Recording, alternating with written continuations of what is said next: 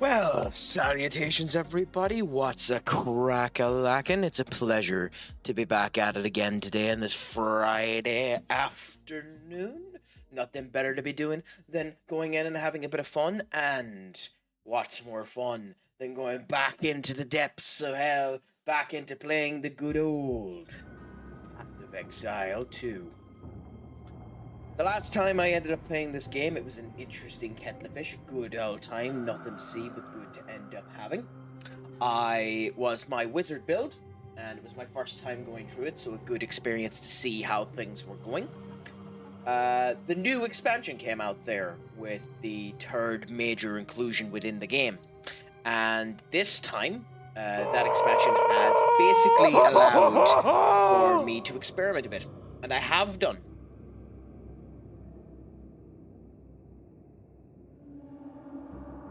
I 100% agree with you, Ben.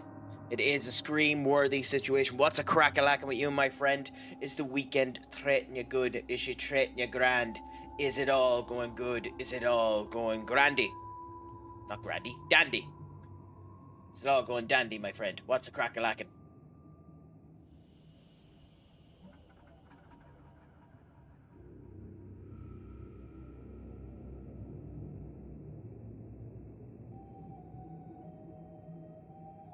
A pleasure to have that. Just 1 second now.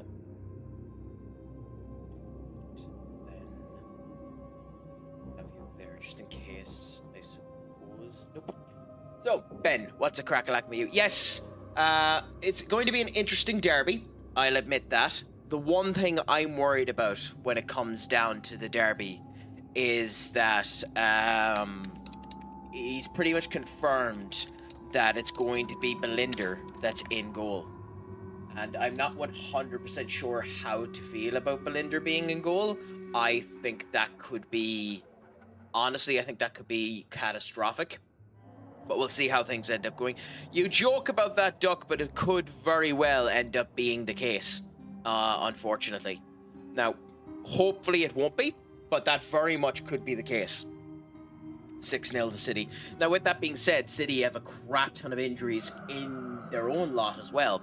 So it'll be interesting and hard to predict if that was going to be the case. There's no reason why Donnarumma shouldn't start. I mean, he didn't end up having a pre-season, and he did kind of go... He was kind of ostracized from PSG.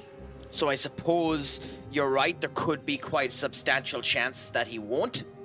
But it wasn't stated that he won't, so Pep isn't exactly like us. He gets his people straight in, you know, and I kind of agree with that mentality anyway. Die by the hill. If you ain't good enough, bloody die until you're good enough. Like, just drown them straight into the water type situation. I've ever seen. But we'll see what ends up happening. Either way, I think out of the two teams, we're probably the least affected in terms of injuries, so that's good.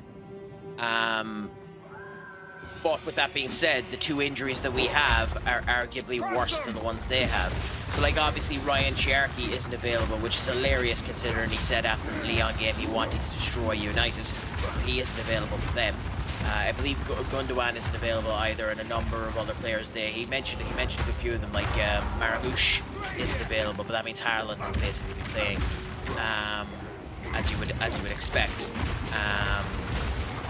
But for us, Cunha and Mount have been two of our better players so far this season. Now, it does force, or you'd want to think, it forces a Benjamin Šeško start, which is good. No more of this triple 10 bull shikake. So we'll see what ends up happening there.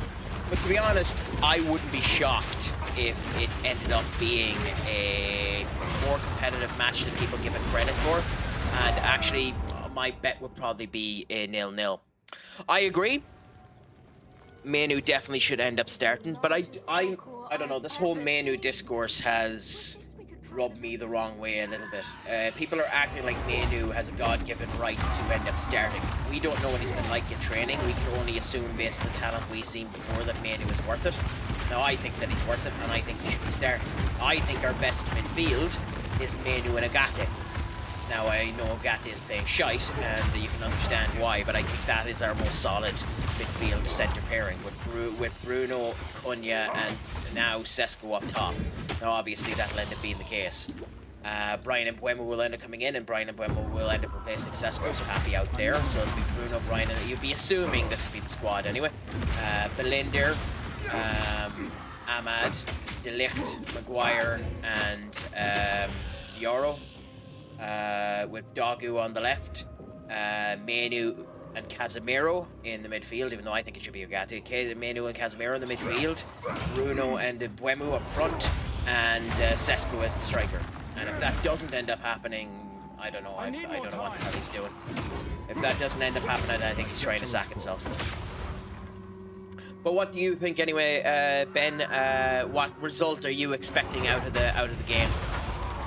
You see the former sniffer ref situation. I heard about it. I haven't watched any of the videos in correlation with it.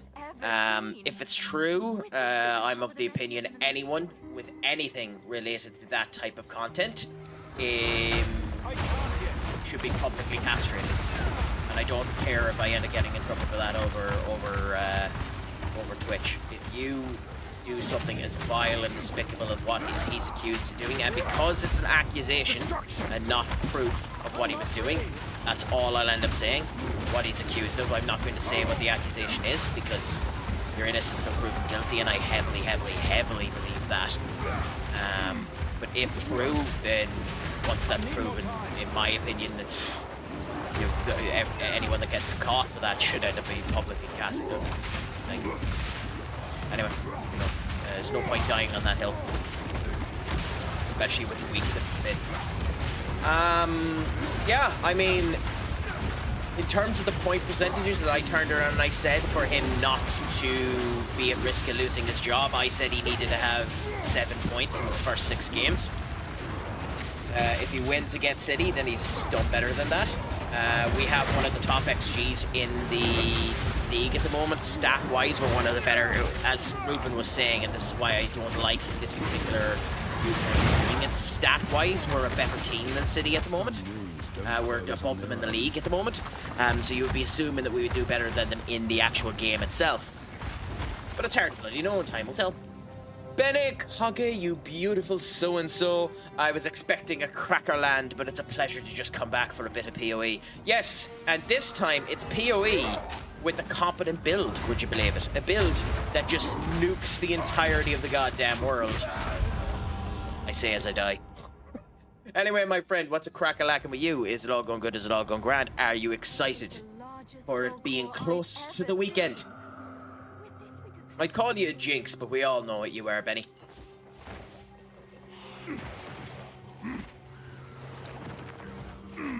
Also, the game is busted. You can see there that it thinks there's an entry here when there isn't. Oh, I was wondering why I was getting my ass handed to me so much. There's a little fair picture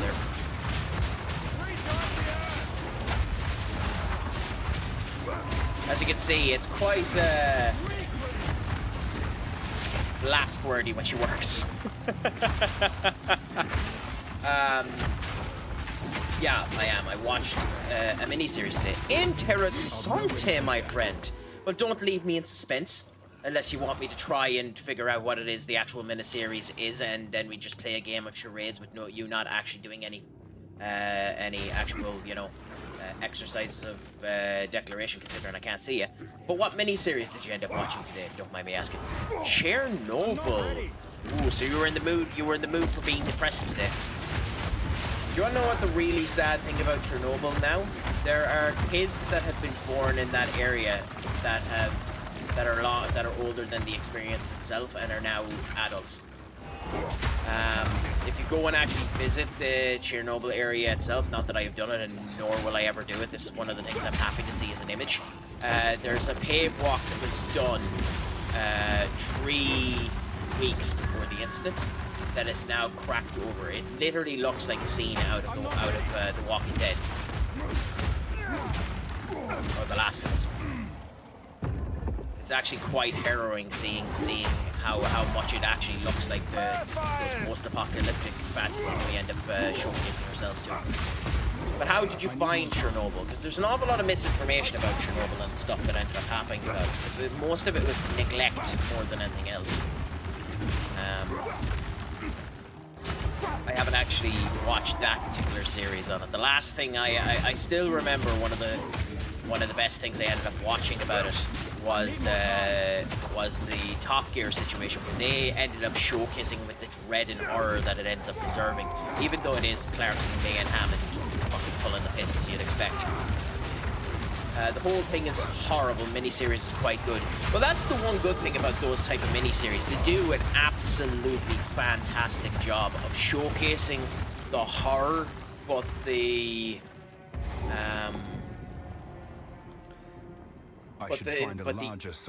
minimum factors, like all of the factors that are being curated to it as well. I mean, they won multiple awards for that miniseries, that docu-series, Chernobyl, so that's not that surprising. I think that miniseries came out the same year as, oh god, what's the name of it? It's a horror movie taking place in a post-apocalyptic world. Your man who ends up playing Fred Flintstone ends up being the main character. I can't remember their names. But it's amazing to see genuine. Is that what it is? No, I don't think it's Section 7. Give me a second, I'll search it up. I will actually search it up because I'm interested.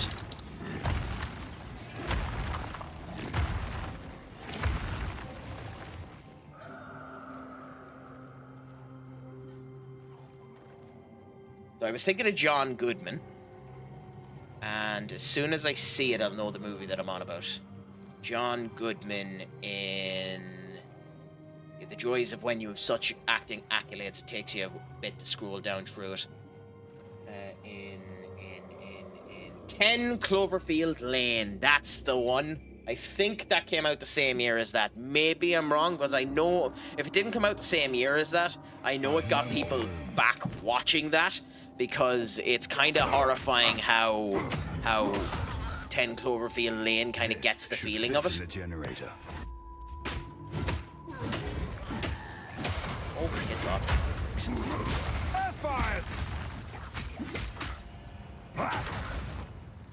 I've no more room. Yeah, when was Chernobyl? Because Chernobyl's old enough now as well. Like, yeah, okay, fair enough. Then it ended up making people go back and watch Chernobyl after the fact, because I know there was an awful lot of people talking about 10 Cloverfield Lane after Chernobyl came out.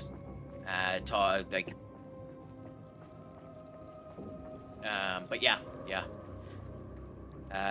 I knew there's something related to the two of them anyways. But it's an interesting documentary, and it's nice to see documentaries actually get big as well. Like Chernobyl is probably what ended up bringing the likes of the Tiger King series and all that into fruition. A whole lot of Chernobyl didn't do as well. They probably wouldn't have been spawned. Are you still in work at the moment, Senior Benny? Or are you finished? And are you excited for football, for actual proper football, to be returning back this weekend? Not the crap that Miles Lewis Skelly ends up playing. I need more time. Actually, that's mean. That's too mean of Miles Lewis Skelly. He's far better than what that other namesake ends up showcasing.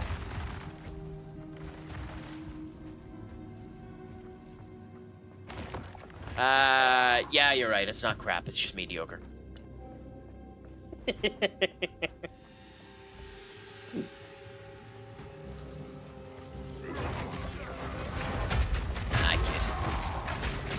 Kid. For it to be mediocre, it has to hit an actual initial standing.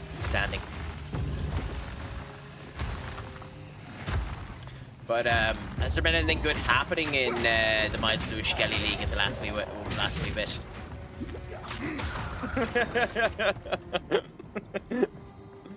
Like, how has your local team been doing? Murph, you beautiful so-and-so. What's a crack-a-lackin', my friend? It looked like the Minecraft was going well. I had a quick gawk before I ended up going live. What's a crack-a-lackin' with you, my friend? I hope it went great. We have to convince you to do a full orchestra version of that song now.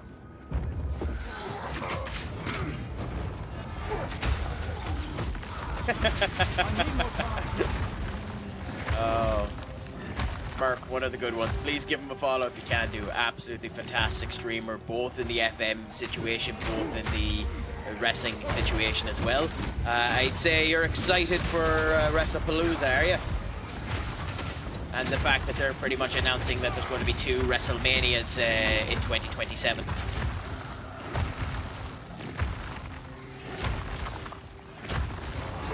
No bother whatsoever. Enjoy the time with the family. That's exactly what you want to end up happening. I hope it all goes well, and I'll definitely be coming back into one of your streams in the near future. Make the crack B90, my friend. Hello to Crackerjack Crack. How did you know my porn star? Sorry, my dancing name. How did you figure out my name? Nobody knows that I'm Crackerjack. They're not meant to, because crack is spelt with a K with Crackerjack.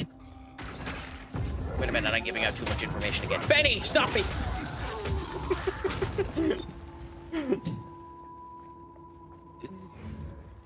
I knew it. It had to be someone. It had to be. This is payback for all of those Miles Lewis Skelly jokes, isn't it, Benny?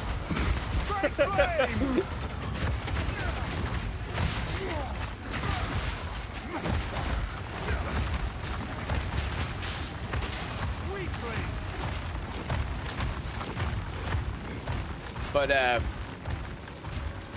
let me roll with it. Yes, served cold. Keep rolling. Controversial wrestling opinion, that's Undertaker's best song. I might have alienated any of Murph's fans that wanted to actually end up enjoying the stream. That are wrestling fans.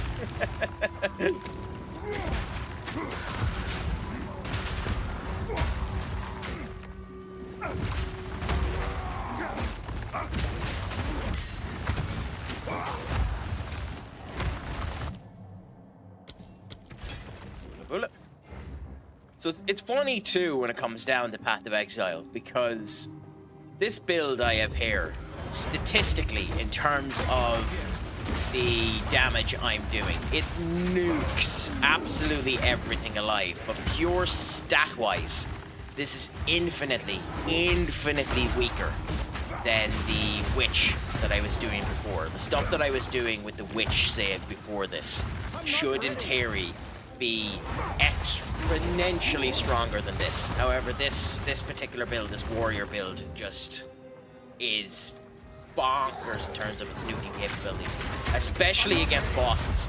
Like, whatever against mobs. Mobs it does well against as well, but bosses, it nukes them. Well, that's because Benny and yourself have good taste. By the way, do you prefer to be called Rossi, Jossie, or 26? But I'll call you Jossie for now.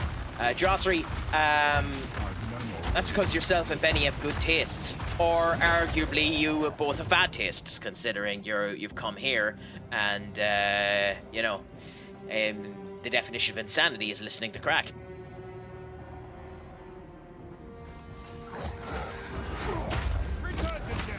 Dobby! Okay, Benny, remind me never to give Jurassic clothes.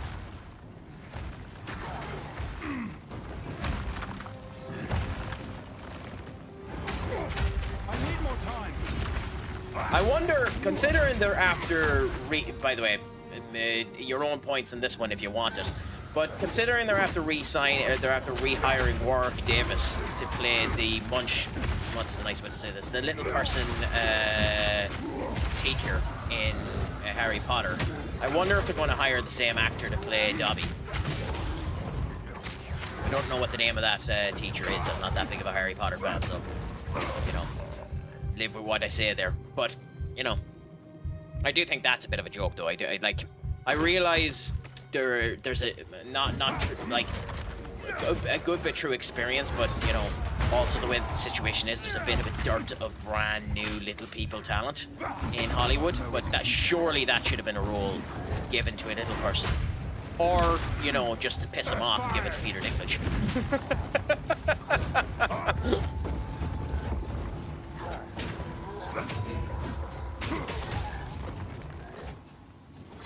I've nowhere to keep that.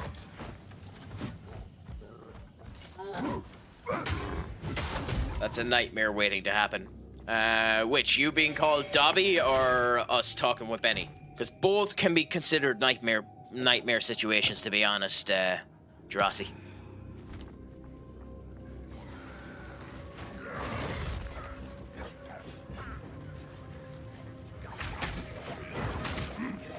At one point in time, Benny's gonna actually jump me off of a bloody bridge. Like...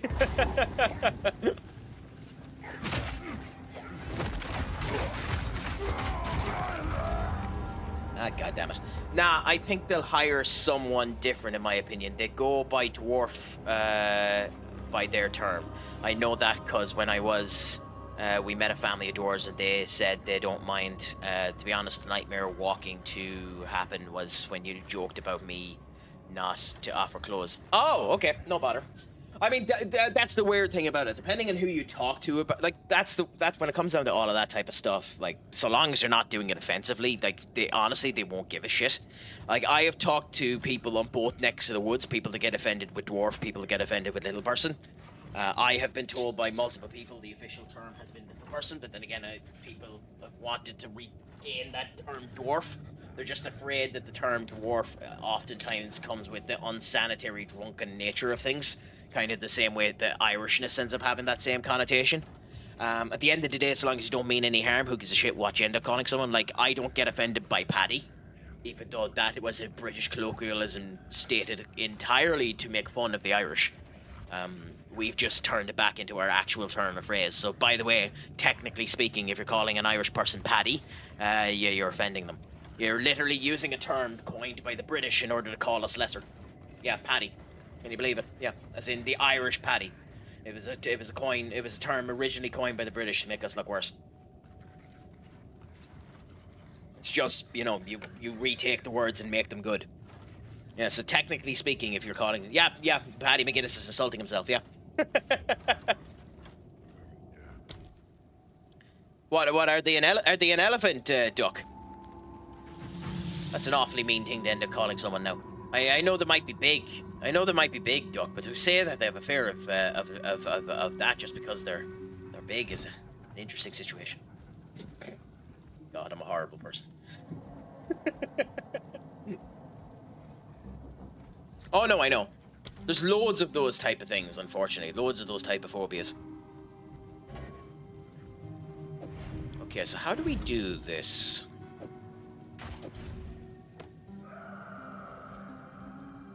I mean, technically speaking, in terms of height differential, you are categorized as a little person. Even though the average height of men outside of America is... I think the average height outside of America is 5'8". The average height inside of America is 5'6". I think that's the stat. I think in Ireland the average is 5'10". It's been years since those synopsises have been done, so it's not hill I'm willing to die on. I expected. Flame of the Forge. I don't think that done anything to it, unfortunately. No, I think it's more body size proportions. Just Haspel on them. Haslip Toby. Yeah. I will say that might be one of both the most awkward and beautiful situations I've ever seen in my life. The Mike Tyson situation with Hasbula, where he literally picks him up and thinks he's a child. Like, Tyson wasn't trying to be, no, whatever you want to think about Tyson, you're valid to your own opinion. He is a convicted rapist. he literally picked him up thinking he was a child. Now, he didn't mean it in any ill will to the poor man, but like, it's just really, really funny when you think about it.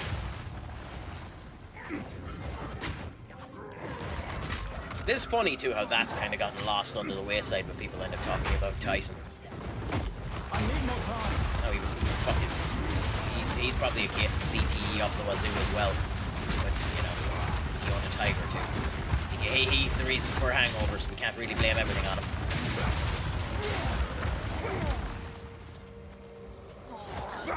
Also, I don't think I gave proper recognition. Thank you so much for the follow as well, Jarossi. Genuinely a pleasure. Was someone who was afraid of potatoes, thought she was joking, and the next Sunday roast she... Oh, god damn it. You see, there are some... Like, that's obviously an irrational fear. Like, I can understand some irrational fears, but, like, that makes no sense to me. I know someone that has a fear of grape. Which one is the... which one is the one with a nut in the middle of it? It's not olive. It's basically an olive with a nut in the middle of it. What's that called again?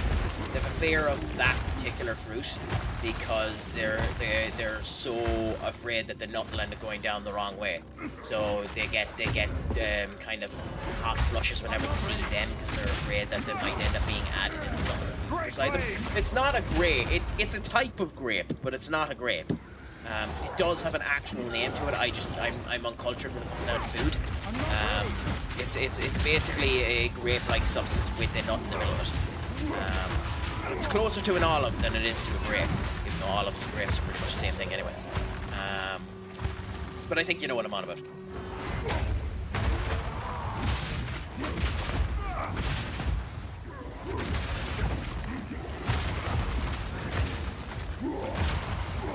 Okay. Yes. We need to find this other generator. It should be here. Oh crap, aspects. Shit. Shiza. Kill them!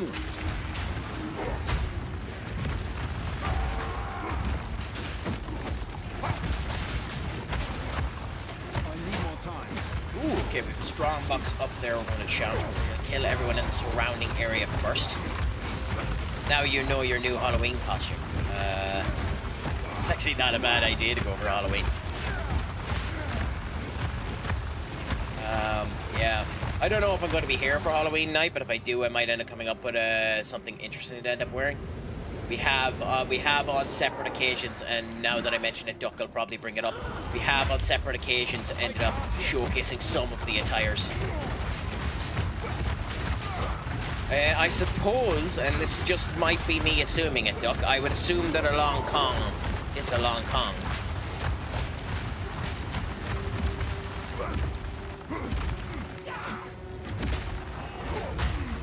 I played a LARP a couple of years ago where I was playing a character who was effectively Angel from the X-Men.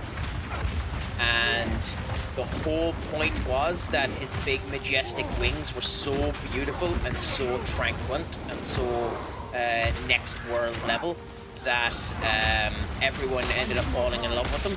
So he went into the greatest industry known to man, the original industry, the brilliant industry known as porn. So as a hero, he was sky high.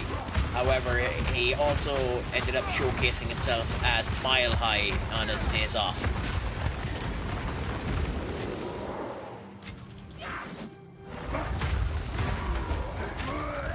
No! Well, that's what happens with the 5 fucking enemies. Oh no! Watch that at your own risk, by the way. That is not for the faint of heart, that image, that clip that Duck is after showcasing there. Yeah, Sky Mile High. Yeah, but the name mixed together was basically Mile High as his porn name. Which is actually a really interesting character to end up putting in. Okay, so we're gonna try this lockbox again in a second. Kill everything outside of it first.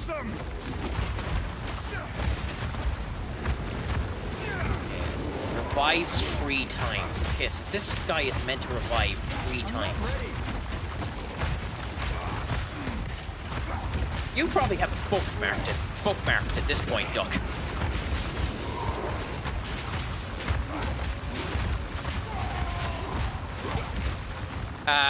Well, when you watch it, you'll figure out. I'm not ready. So it should be categorized as a horror clip, to be honest.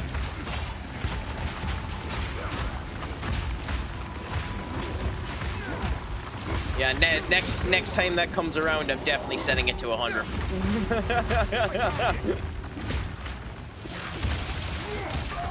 Oh, god damn it. So I get for not paying attention.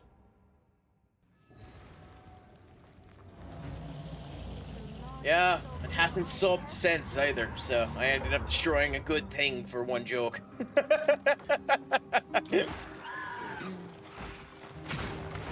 Yeah, Shucky Ducky Quack Quack ended up subbing in order to make sure that it happened. Dick. I'm not ready.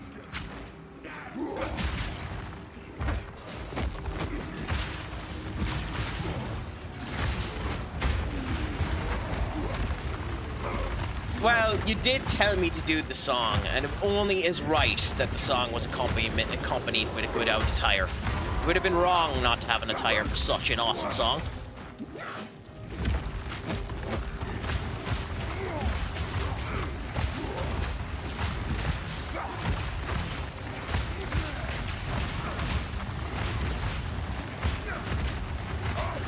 I guess that's you dead again, and you're revived again.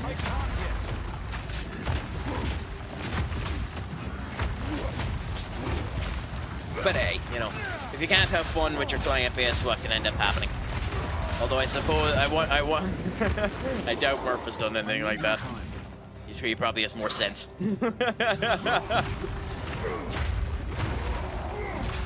Yes, yes, and hence the horror, hence the careful, it's not for the faint of heart. This is off key.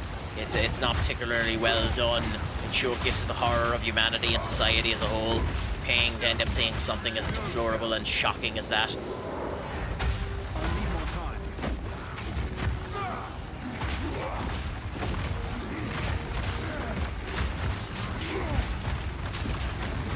Come on, you're almost dead. That has to be it. Yes. Okay, good. Okay, so we're not going to use the short bow anyway, but we could end up selling it, I suppose. Yeah, screw it. Okay. I saw a clip before of someone crying to their mother's mom. There's water running down the stairs. They put 2 bottles of water adjacent to the stairs, imitating running down the stairs. Oh, yeah. Greetings.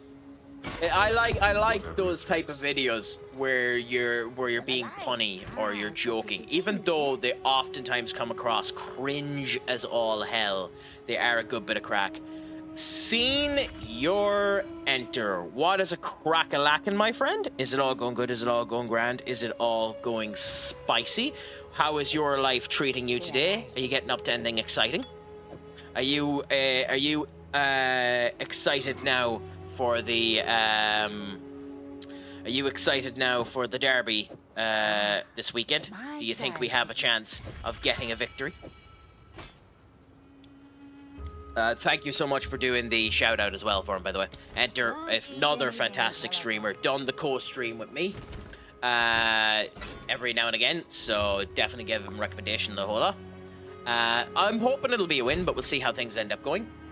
Anyway, how are things with you today, my friend? Are you enjoying the last of your days off? Because you're soon going back to work in the near foreseeable, aren't you?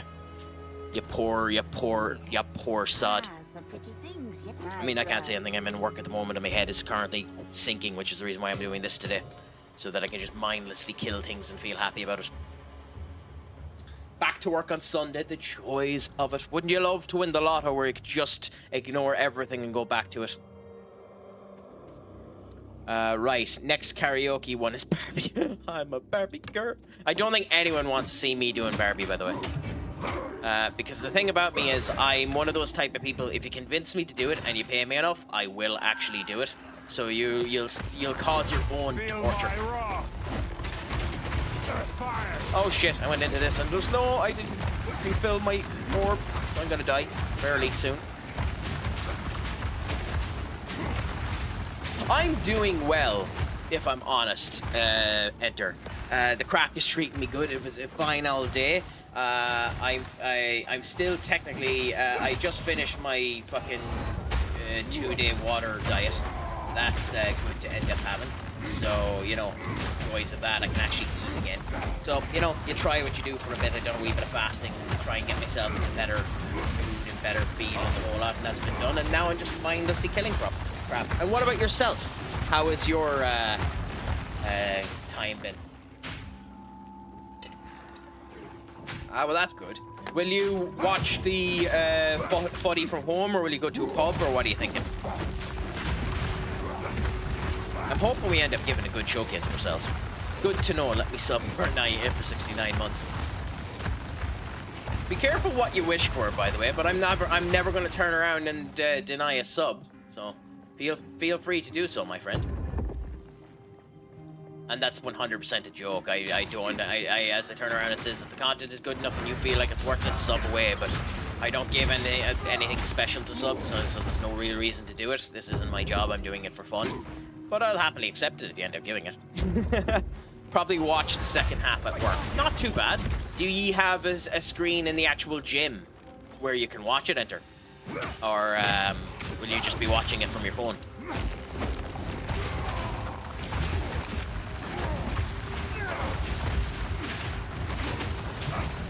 I was just about to give 100 until you said that. Me and my inability not to continually talk. Crush them. My ability to screw up a good thing is like your ability to fail in Champions League finals.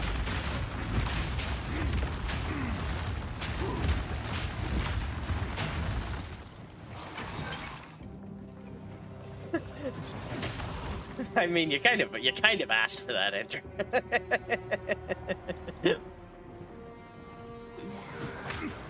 For those of you that don't get that reference, Enter has a nasty habit in Football Manager of losing the Champions League final, especially after he beats one senior Kurt to get into it.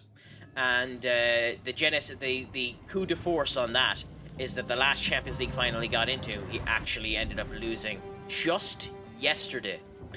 Crippling fashion to a debilitated Barcelona.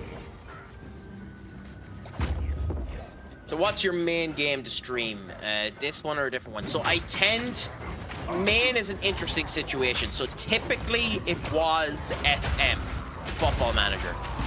That's where I ended up starting out. My first couple of months was pretty much nothing but Football Manager. I am a variety streamer, so I stream everything up in the end. I was planning on doing some WWE content as well, but I didn't buy 2K25. My island shit ended up pissing me off too much. So if 26 is better, I will be doing some of that in the near future. But for now, FM is probably one of my main areas, and when FM 26 comes out, it'll end up taking quite a supremacy again. I do a bit of this every now and again. I haven't touched this in a while. I've been doing Clear Obscure Expedition 33 lately, Jurassic. Blasphemous was on for a bit, and then there's other bits and bobs, so I'm pretty much up for anything, and I'm up for suggestions as well. If there's a game you'd like to see and I'm not categorically shite at it, I might give it a go. At one point in time I said I might give Fortnite a go, but I am disastrously bad at shooters.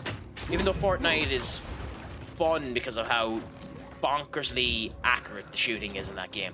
Like, it's just straight. There's no parlaying, there's no movement or anything. It's just straight shooting. What? Oh, where's the bloody soul? Because I died, I need to find the soul again. Oh, crap, baskets. There it is. But yeah, it probably would be that. Probably Football Manager, to be honest. To To quote Berserk, Crack is jack of all trades, master of none. Well, screw you. I'll have you know, I'm a master at dealing the best crack this side of the Atlantic Ocean on CraicAttackCentral, on the purple app, the blue app, the green app, and all the other apps. I currently am live on one particular one that if you mention any of the other ones, it kind of demonetizes, it kind of alienates the algorithm, so I'm not saying it. Who do you think is a better dealer of the crack than me? And introduce them to me so I can prove you wrong, Jurassic. Back to the central chamber. I mean, I'm such an addictive quality of crack that Senior Duck has been over 4 days listening to me and has been already warned and stated in the terms and conditions that I will not pay for his therapy. Michael McIntyre wishes he could lick my boots. Oh dear. Now we just have to remove it from that giant construct. Good luck.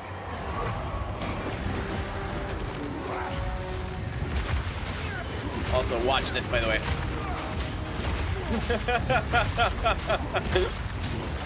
I'm not ready. Just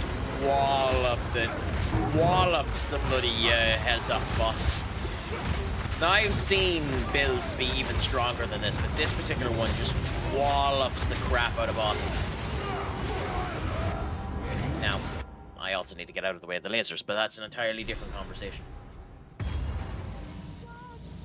That's one particular way of looking at it. Oh dear.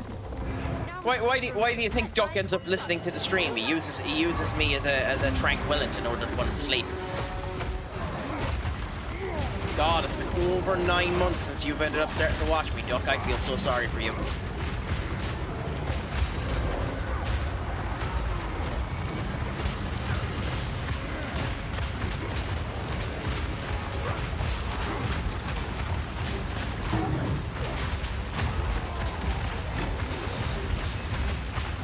This is giving me League of Legends vibes. It's not really like that, but I like this type of game. It's far more Diablo than anything like that. And yes, I would be a massive Marvel fan. I'm into all comics, but I would be a significantly greater Marvel fan than I would be DC. Although I will say the best current running comic, if you're into your comics, on at the moment is the Absolute series by DC. It's specifically Absolute Batman. That series is bonkers. Absolutely bonkers. Now, I'm not a massive fan of the way they've done Riddler, Penguin, and Two-Face. I liked how they did Killer Croc and how they've done a number of the other villains. But, you know, to each their own. I have played Marvel Snap. I haven't played it in a while though, Jossie. Do you play it? I know it got into a good bit of trouble there for a while because the actual developers had a Chinese company behind them as well as everything else. So God, what am I doing? So I know there was a bit of controversy 2 or 3 months back with that particular game, but when I played it, I did enjoy it. I do think it's luckily one of those games that you can get away with not putting money into. Obviously, like all of these type of games, you do significantly better if you put money into the game, but it is one of those ones that you definitely can end up getting away without putting in, you know, large amounts of money into, and I like that in any particular type of game.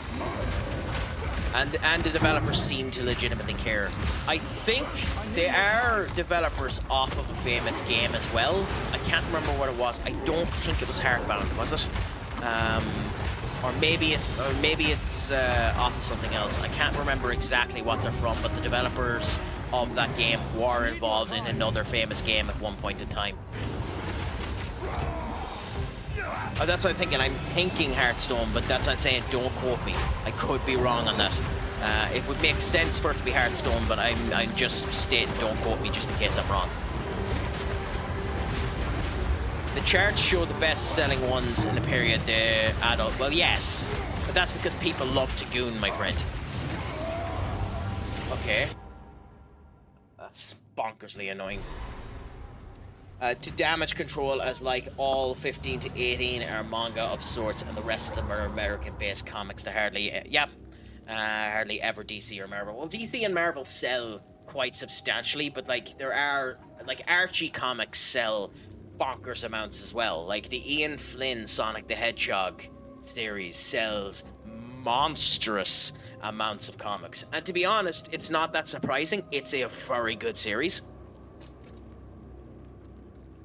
Isn't actually pure Marvel. He's a neutral at first, and then became more on the side of Marvel and Ant-Man. Well, which hero is that then? If you don't mind me asking. Yeah, but didn't the Archie TMNT get cancelled, Duck?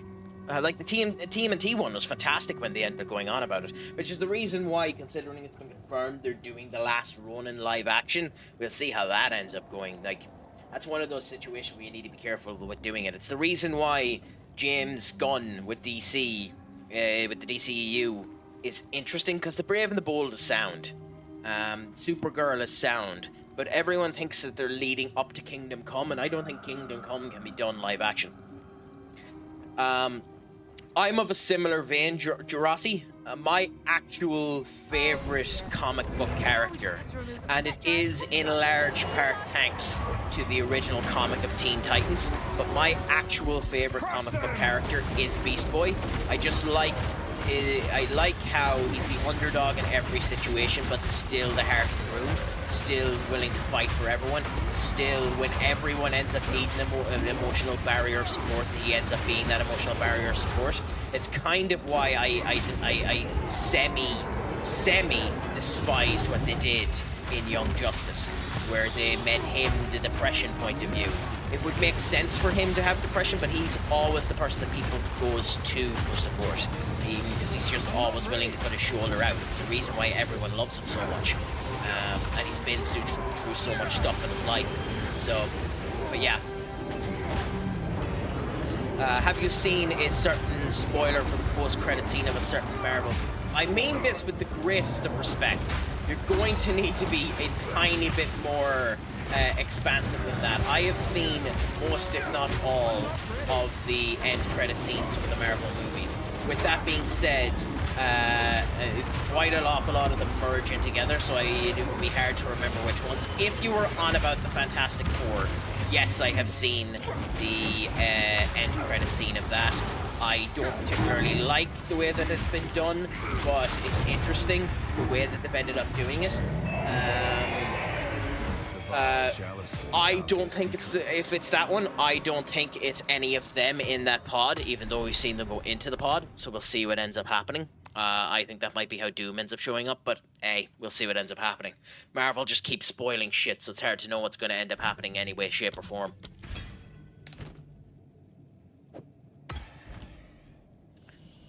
He got slated by a lot in the industry. Not one of them counter-argued his point.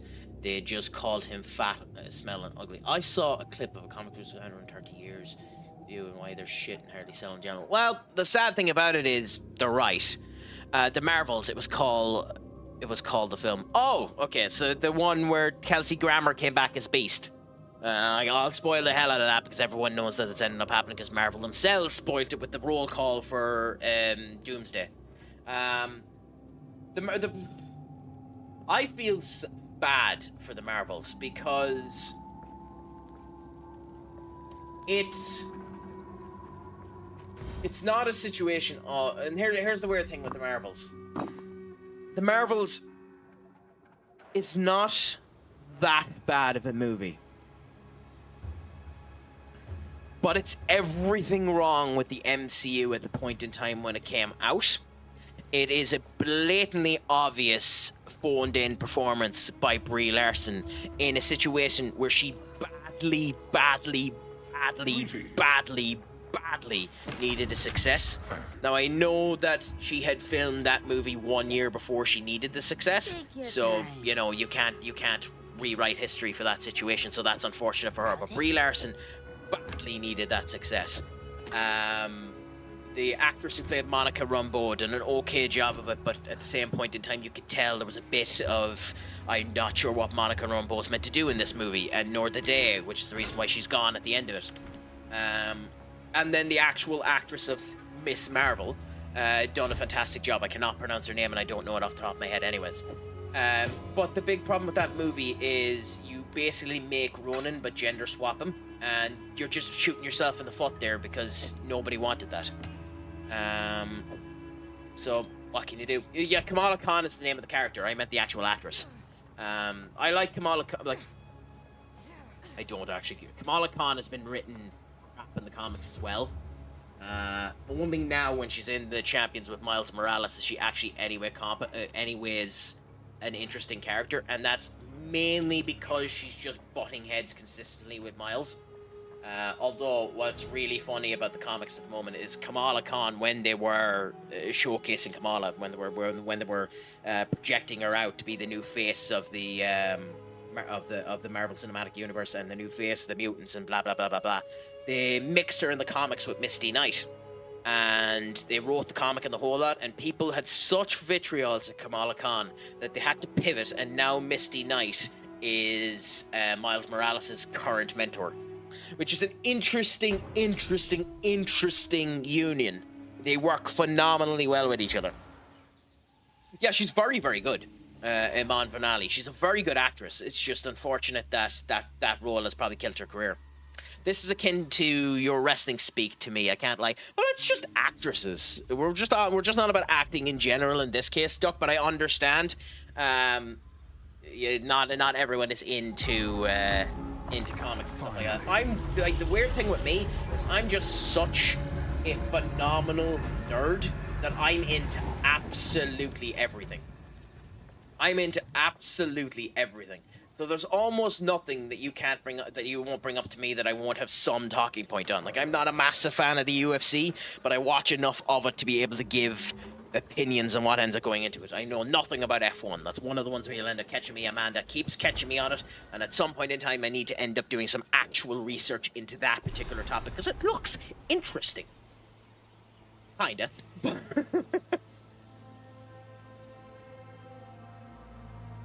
Crush. Ooh. Shit. Ooh. That's an interesting one. I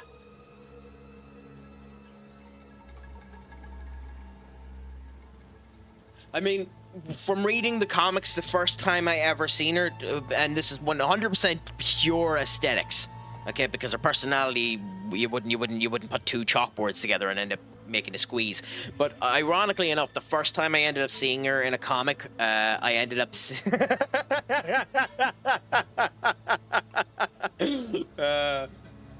the joys. But the first time I seen her in a comic, Madame Hydra looked interesting to me, just with the way the mask ended up coming down, the kind of mysterious look to it and the whole lot. What voice did you just give me? Oh my god, it's something called Claudia. I've no idea what that's a reference to, but fair play, we'll go with it. No, legitimately for Marvel, it would probably be...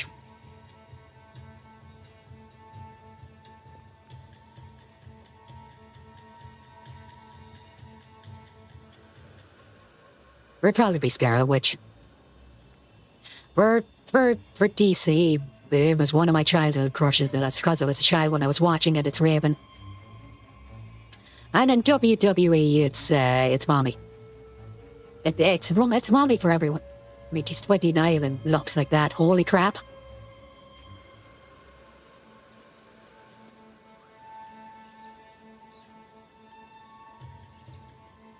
There, let's continue on. I'll turn the question back to you, Durossi. Steel yourself! Then you can give me your answers to any of those questions. That voice really sounded like I needed a Strepsil, didn't it?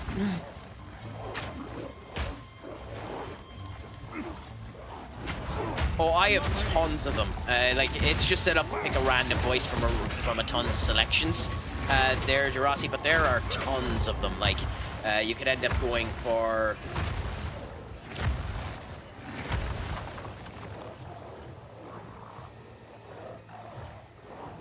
for this particular one, which adds a nice little difference to its end. You can end up going for this particular one, which obviously makes it sound like we're talking a wee bit different. We can go overfield and end up going for this one. We can end up joining the Radio demon from hotel.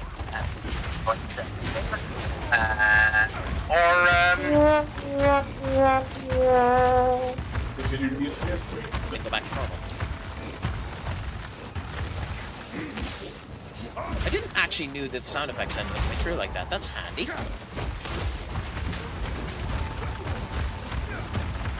But yeah, we like to have a bit of fun here, so. As we say, the crack is always 90.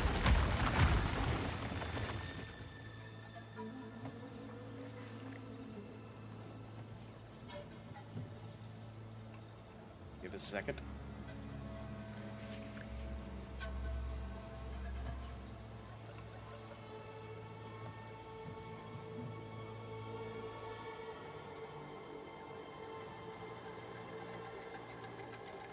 One second, apologies. Sorry, something's just.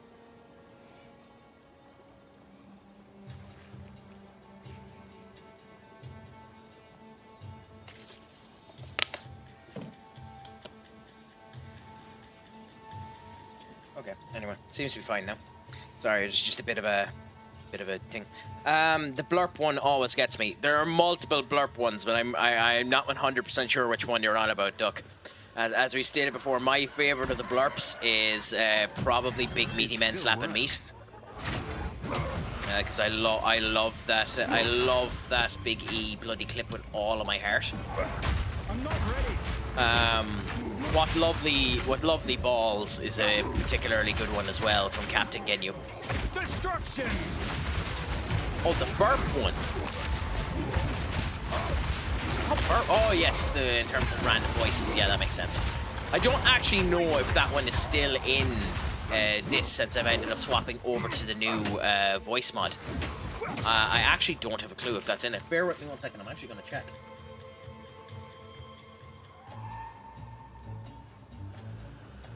Discover.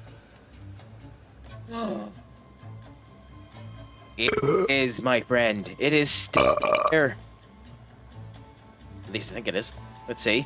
Can I hear it? Yes, it is. It's still there. So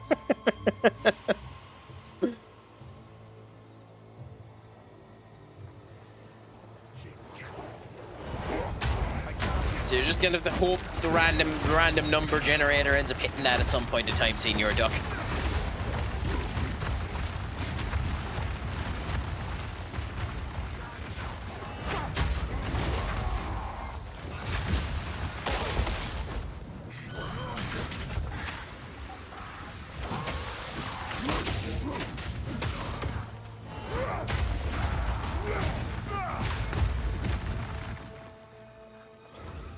So would you be a fan of all of the above as well, Jurassic? Like, are you into wrestling as well? Or what's the case there? Luna, what's a crack-a-lacking with you? How's life treating you?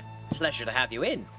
Is it all going good? Is it all going grand? Is it all going spicy, my friend? I'm not ready. Get out of the way. I was doing significantly better before I died. But in general, I'm doing pretty good, if I'm honest. Enjoying the crack, just having a bit of mindless fun here with Path of Exile 2. A phenomenally better build than what I'd done in my first attempt at doing this. My first attempt at doing Path of Exile 2 was a witch build, a lightning witch build. But now I'm just a warrior, smashy boom boom and destroy. But yes.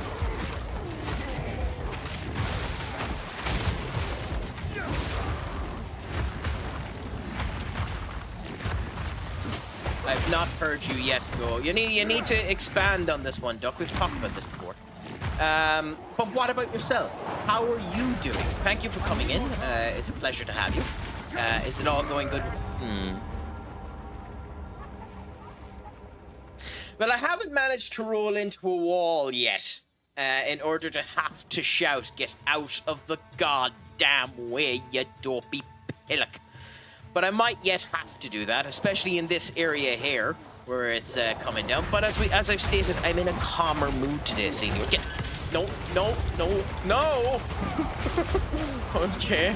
But I'm in a calmer mood today, Senior Duck. So maybe we won't end up seeing it. If you had shut up and hadn't mentioned it to me, there was a high chance you were going to see it there. It's a pleasure to end up asking. And it's a pleasure to have you here. We're just enjoying it at the moment. We're in Act 3, Luna. Have you played this game yourself? Or are you just stumbling about and watching different content? I would recommend it. It's a bit of a graphical beast. It has a bit of... It really hogs on your CPU, which is the one problem with the game. But in general, it plays phenomenally well. It's a good bit simpler than the first one, and as a result of it, makes it easier to step down and start into. It does feel overwhelming a bit because certain things seem different in theory than what they are in practice. But I enjoy it. Oh, look at the fish. We've accidentally killed the fish. Steel yourself!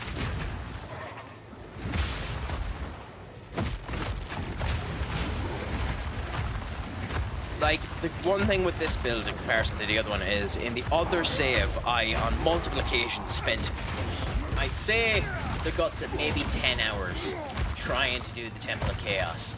I've already beaten the Temple of Chaos with this build, which will disappoint the likes of Ducks immensely, because it means he won't be seeing completely cantankerous crack like he has in the past.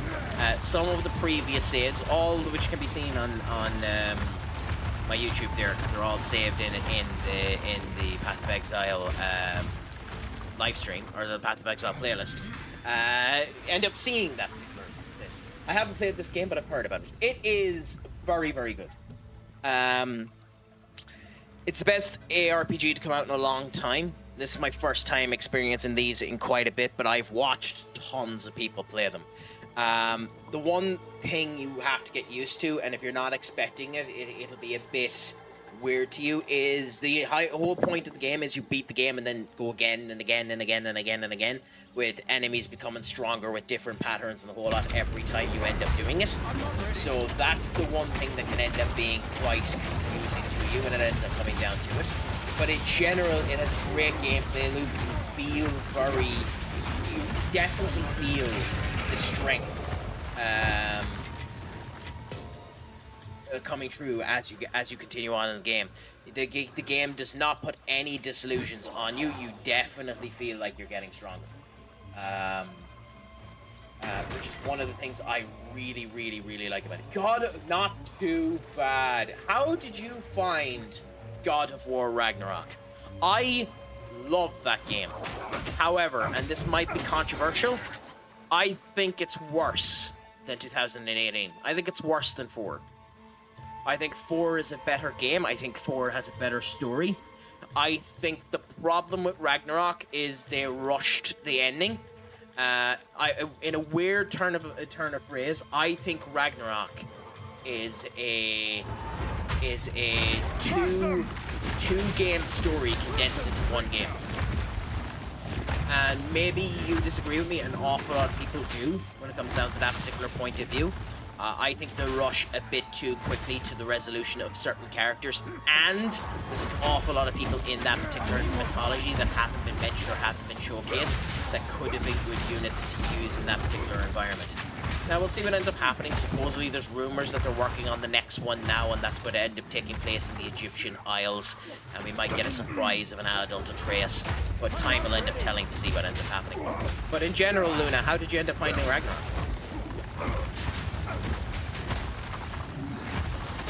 And how disappointed were you in the fact that you didn't end up getting to use the Mjolnir?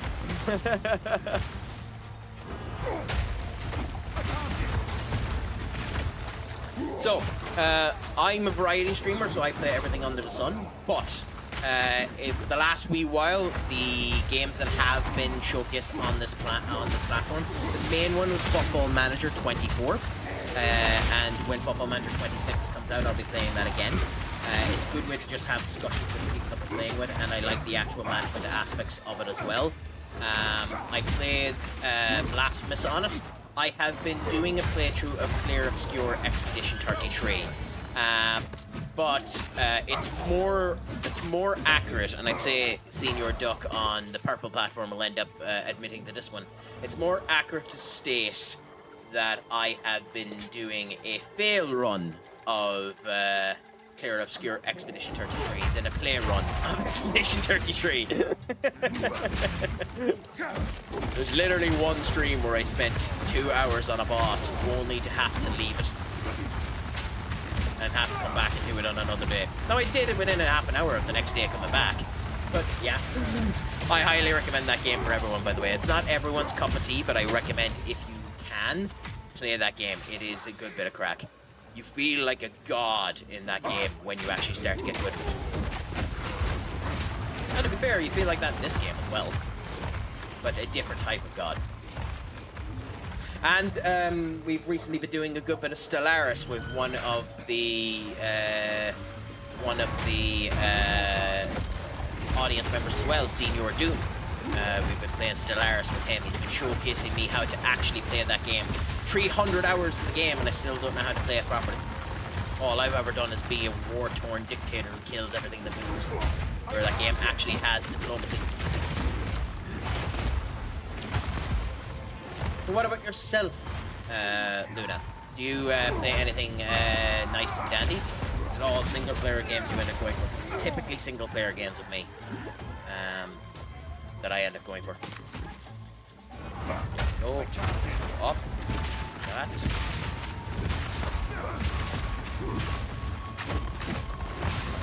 Yeah, it's not total this way.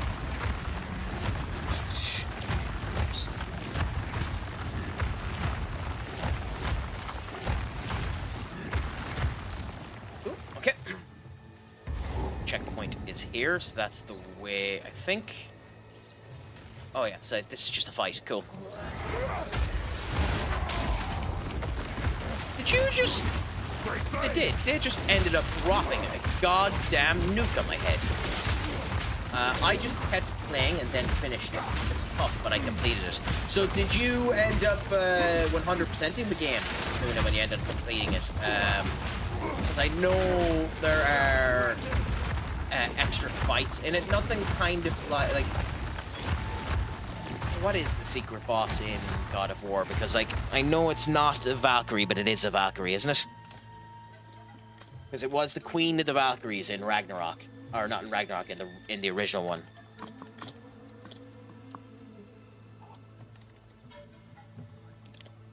Come on. God.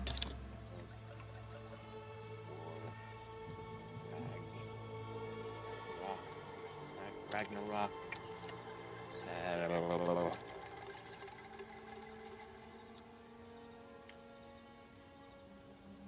The Berserker King Karai, that's it. When you end up having the, when you end up going to the gravestones and bringing them back up. It's one of them ones. I knew it was something like that. I'm just getting the two games mixed up.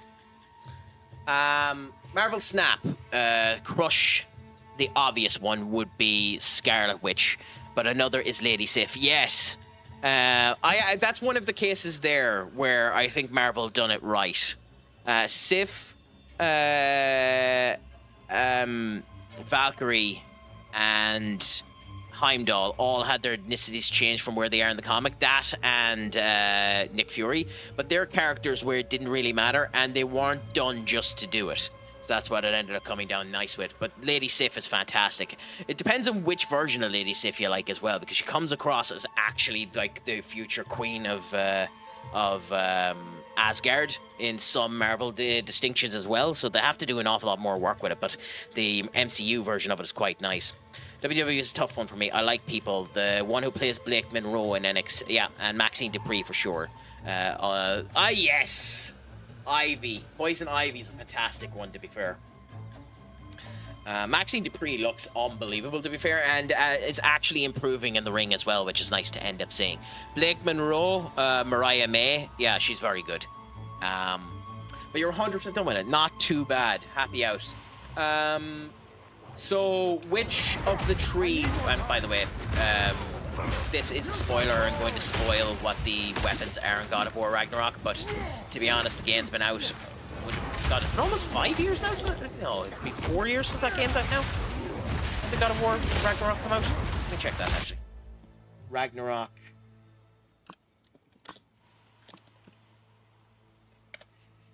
(2022), so it's 3 years out now. If you get spoiled on this one, my apologies. Which do you prefer? Do you prefer the Cades of Laos, the Leviathan Axe, or Sleipnir? I also hate that it's called Sleipnir. That's not the name. That's not the name of Sleipnir. That's not what Sleipnir is. Ask away, Luna. Ask away. I'm an open book. If I can't answer the question, I'll let you know. But ask away. You're more than free to do so.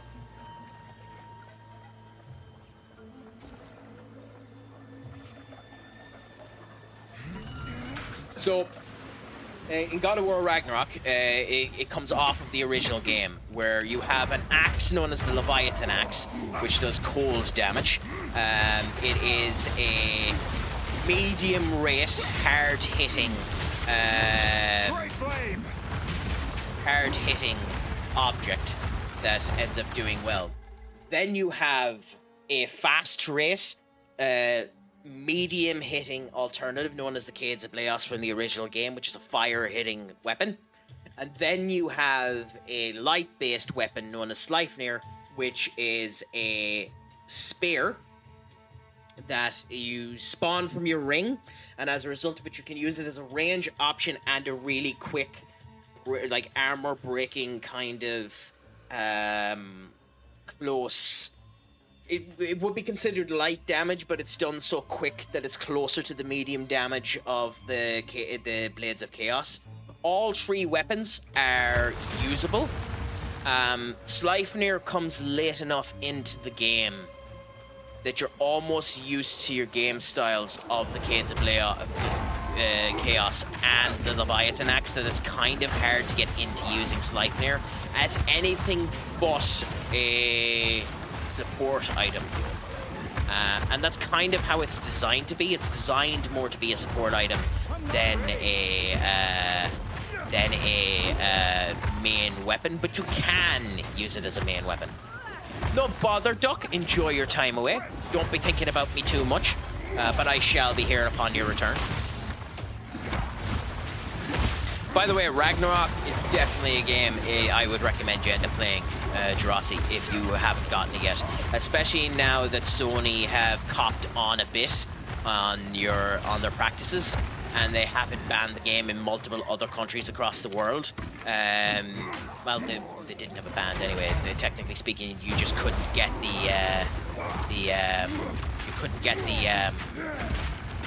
you couldn't get the PlayStation Network in those countries, and as a result of which, technically, if you played the game, you were breaking PlayStation's terms of service.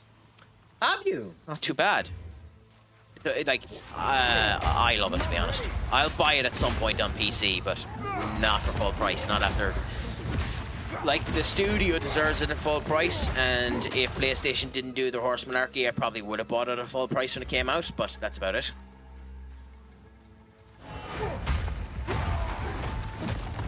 I don't need anything at the moment, Luna, but thank you so much for the offer. I suppose if you wanted to, you could give me a recommendation on what you think is needed. I don't need to see a general portfolio, but I'm grand.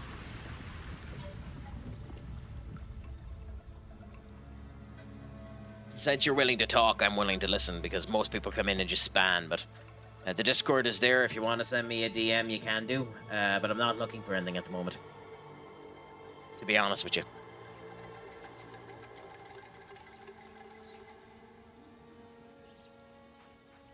Okay, that was that there. I think, yeah, this is the boss. So let's see what ends up happening here. Crush them!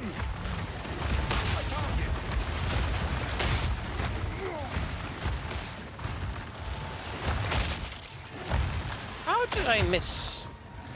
Okay, let's go back here because I missed something. No, I didn't actually miss something. Fair enough. So this looks like it could be a boss. If it is, happy out. Let's go in and ruthlessly kill. Okay, in we go. Oh, it's not a boss. It's literally just a halfway point. Okay, interesting. I need more time. Brilliant. Okay. And now we need to find the... Face me! Okay, so we have this big boy here that we need to be careful with. As I said, not really, if I'm honest with you, Luna. But if you want to, you can send the stuff to me on. You can send what you'd recommend on Discord. But honestly, not really. I'm not ready! You're surviving astonishingly well. Okay, so now we come down here. Cool, cool. Fuck this one. I took a stone wall shield, by the way, and I also ended up getting Maradol. Stone wall shield. Oh, yeah. Oh, okay. Interesting. Okay. And when you ended up playing at Derossi, did you end up playing the DLC that ended up going through Valhalla? I don't even remember what a Stonewall Shield is in that game. That's interesting.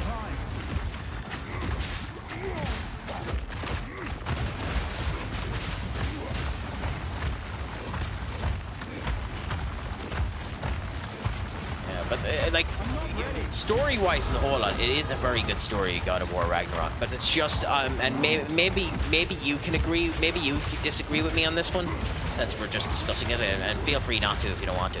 But do you think I'm nutty, or do you think I have reason to be in my wheelhouse of thought for the fact that the story feels like it should have been stretched over another game? A little bit shorter, as it was a good few months time, possibly. Ah, well, yeah. Yeah, it's the roguelike bit at the end where you end up finding out more about Kratos' brother and all that type of shite.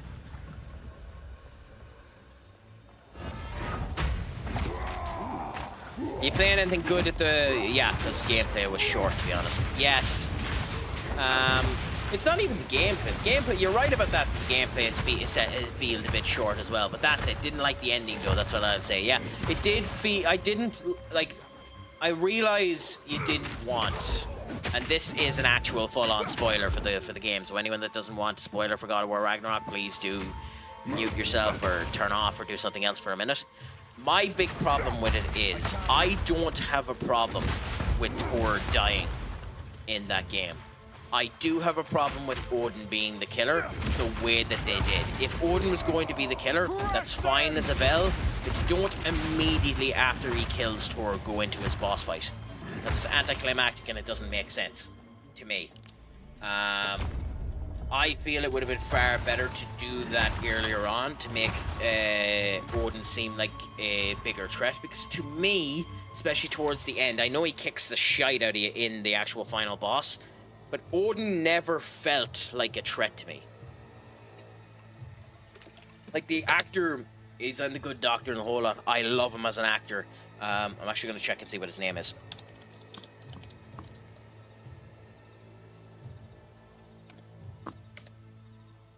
So, like, Richard Schriff is a phenomenal actor. And he plays the character of Odin phenomenally well. And I like the idea that Odin is a smaller character, a master manipulator as he's meant to end up being. But he's also meant to be one of the strongest gods that they end up having there. So I understand the small principle of him, but when you fight him, he should feel larger than life. He should have that fucking Zeus moment in the original God of War where he just lights up and becomes extra worldly. But, you know, it's good. See, I listened to the storyline when they interact and all the characters hint towards Odin being the antagonist of it all. Did you get the secret scene? Yes. Yeah.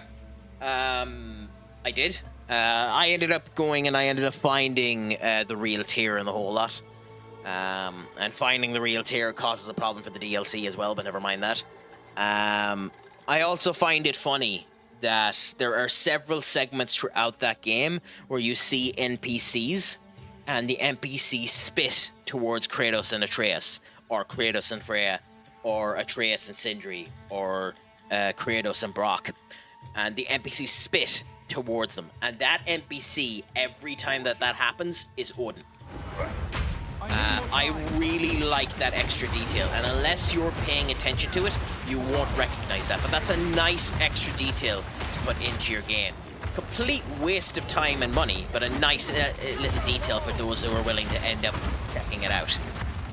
It kind of, to me, had the same vein as in the original Metal Gear game, Metal Gear Solid game. There you have the option to shoot a bucket of ice. And if you sit there and watch the ice melts in real time. There is absolutely zero benefit to including that in the game, but it's a beautiful little extra. And those are the type of stuff I like in games. Now, maybe you're on about a different secret scene that I ended up missing, so let me know if I'm wrong. And if you're on about a different secret scene, let me know what you're on about. I was on about the shrine. Yes. The one that ends up showcasing that. The one that ends up showcasing that Kratos isn't actually a god of war. He's the god of hope. Which is interesting and makes a lot of sense when you take into consideration the original 3 games, because Kratos became the god of war after opening Pandora's box and releasing all of the world's badness into the Greek Isles. As a result of that, he did become the god of war due to the power given to him by Ares. But he overtrod Ares and remained a god. In that period of time, he considered himself the god of destruction more than the god of war, because he destroyed everything. But he did release hope, and hope was released out to all of the people, meaning, technically speaking, he was the re-deliverer of hope. So in the Greek Isles, even though he destroyed everything, he was the god of hope. So it would make sense that he would also be considered the god of hope, considering he brought through the people of the Norse mythology through Ragnarok to the other end as the god of hope. So it does actually accidentally interplay in with the previous game. I very much doubt Santa Monica Games meant to do that, but Santa Monica Games are full of incredibly smart people, so maybe they did. Maybe they did. Maybe they did mean to make him the god of hope. That's also why people assume that the next game is Egypt, because there's a hint that he's going to head off to Egypt, and obviously Freya turns around and says, where are we going to next? You know? So there's that element as well.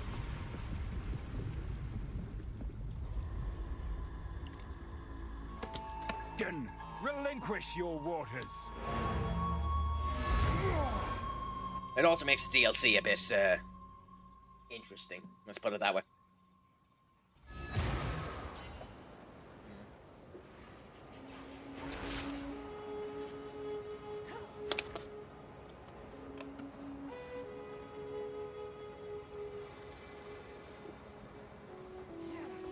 Okay. To speak to Lunda as well, she ran the Dwarf's Forges, and they did like a final goodbye funeral for Brock. Yes! Where Sindri ends up, because you do that final goodbye funeral with Atreus, don't you? I know Sindri refuses to look or even talk to any of them, which is understandable but unfortunate that that's the case. Like, that's the other thing too. Like, if you're setting up a new game, you have a lot of loose threads there. Like, what's going to happen with Sindri? If you do a new game in a new land, will Sindri show up? I'd kind of love if he did, but he has literally no reason to. So, like, that's the type of stuff where it feels like a bit of a lost cause to me. I worry that those type of things will just get weighed under the background, but we'll see. She appears very quickly, then disappears as quick as possible. Yep. Yeah. Like, there's just an awful lot of really good character work and everything done within the game, and I enjoy it quite a substantial amount. It's just it's a very good game. There's just like it's not without its flaws, and to me its major flaws its storytelling.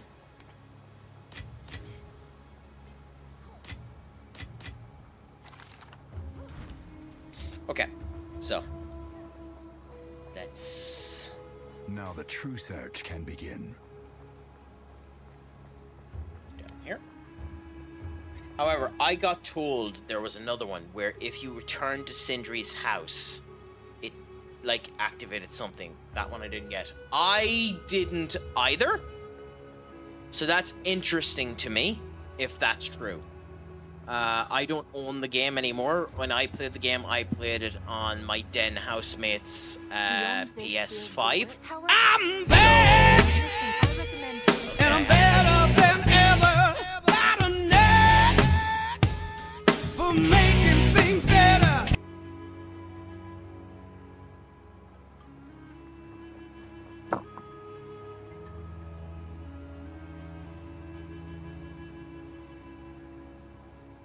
Eric Bischoff did not deserve that good of a goddamn theme song. And just because you put me in a good mood, I'm going to return your points for that, Duck. Because I needed to hear that there. That song is gorgeous. I love that song with a passion.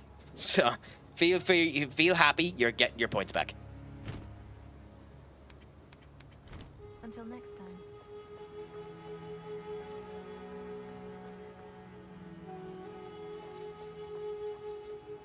Anyway, we go into the Drowned City. So wish us a bit of luck. We might end up needing it, but into the fray we go a little bit more. Creatures crawl behind every stone.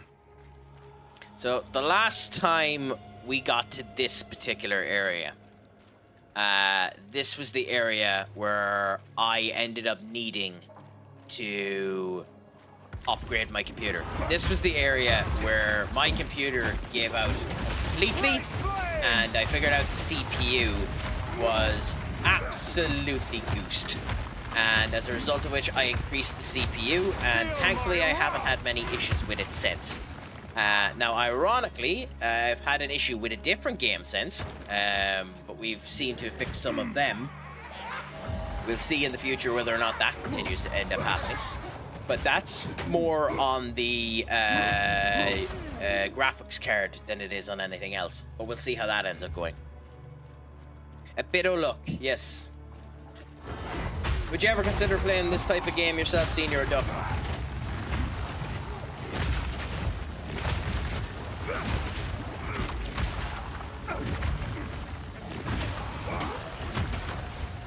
Excuse me, that was rude. Although I will say it looks much different to the last time I seen it. The last time I seen it, all of this shrubbery wasn't there.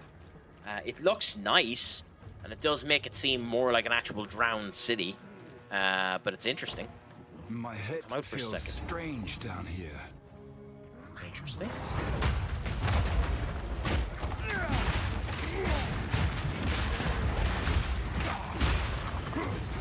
Good dodge there.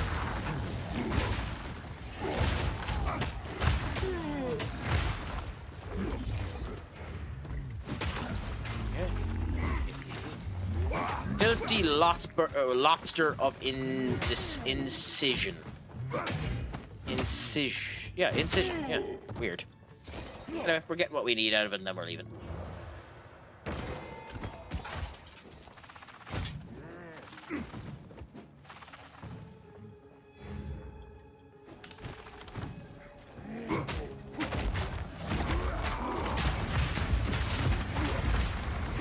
I also returned to the old house in Midgard as well for a memento. I did the below too. Visited the workshop in Alpine Canyon. This is a fun one. Visited Jotunheim to talk to Agrabola. And the most important pet ever. Yes, Fenrir. I visited Niflheim and found a new pathway that led to a prison. You find a certain real person. Yeah, Tyr.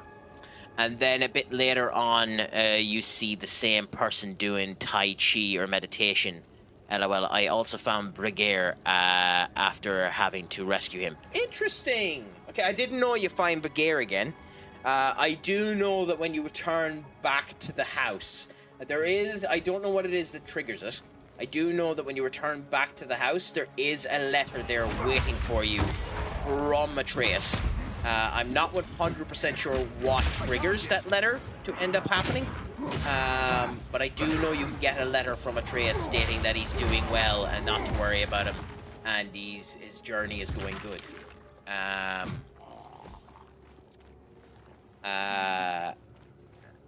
I will say, and maybe this is me, and I know shipping is a thing in every bloody industry in the whole, in every single game franchise in the whole lot. But I can understand why he likes Angrabola, but I have to say I kind of liked Atreus with Thor's daughter, whose name escapes me at the moment, more than I did with Angrabola. I kind of like their relationship and their dynamic, you know, because she's so much stronger and so much more buff than him. She's basically bloody a female version of Kratos to him. And I like the idea that he's not frail, but weaker than her, and they ended up having a good kind of companionship to each other.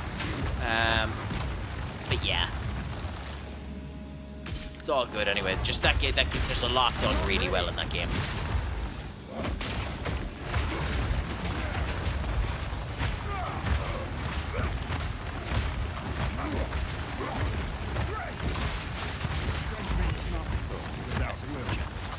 On top of that, I found Helsfini and waited for Sif.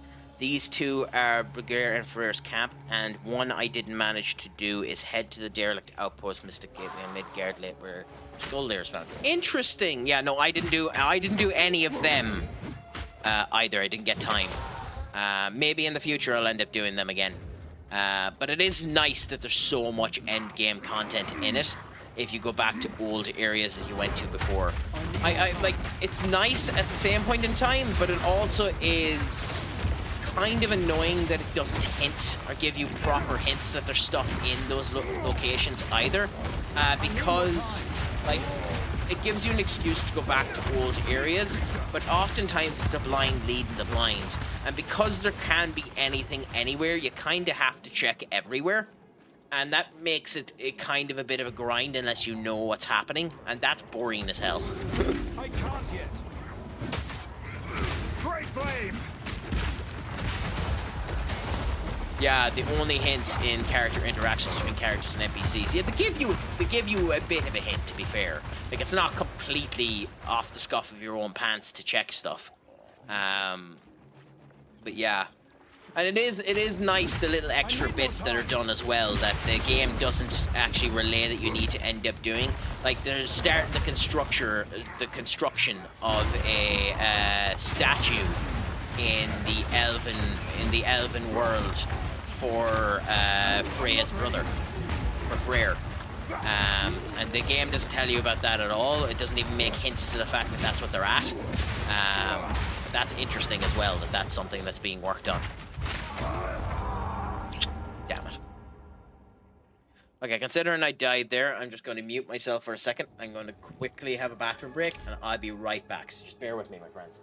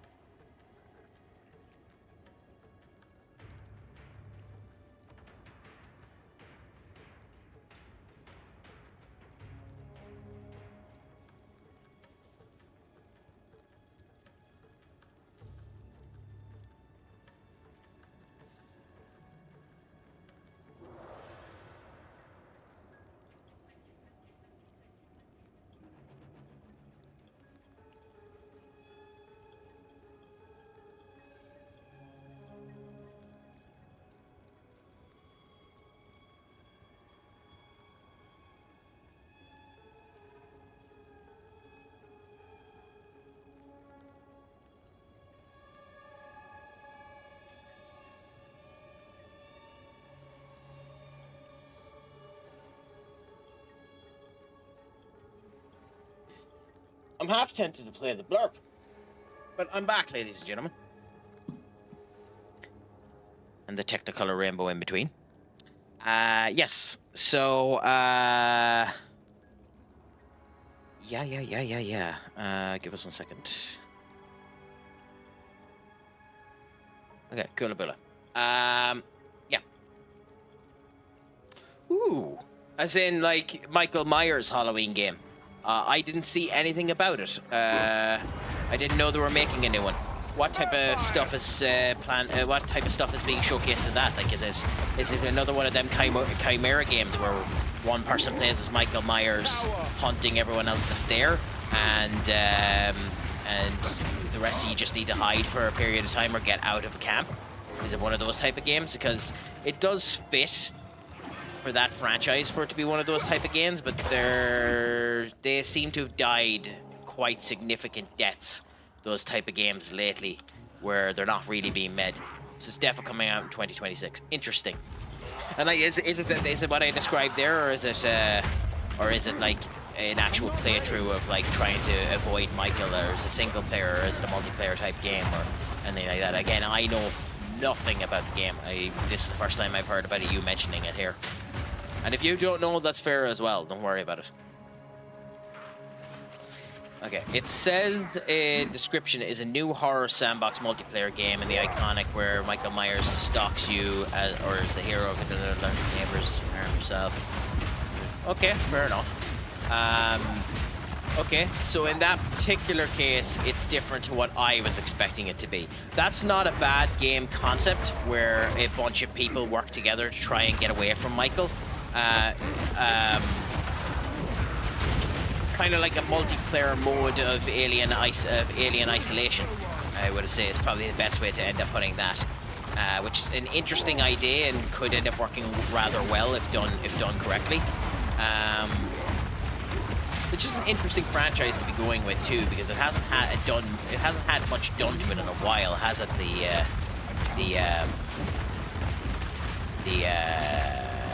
fucking words crack. The Halloween franchise.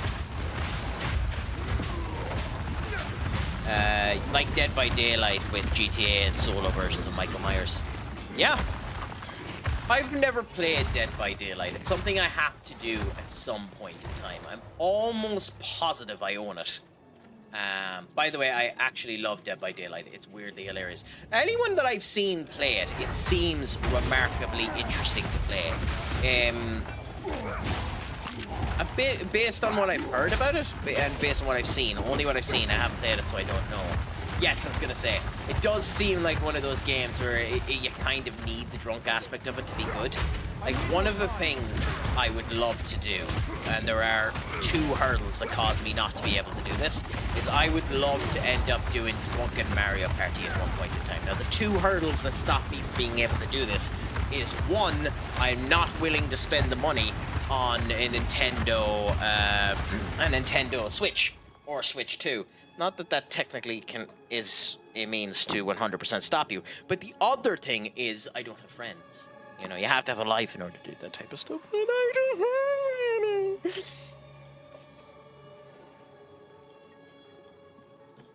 However, I still have the capability to get drunk.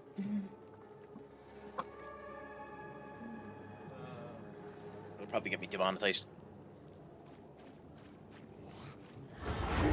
I can't yet.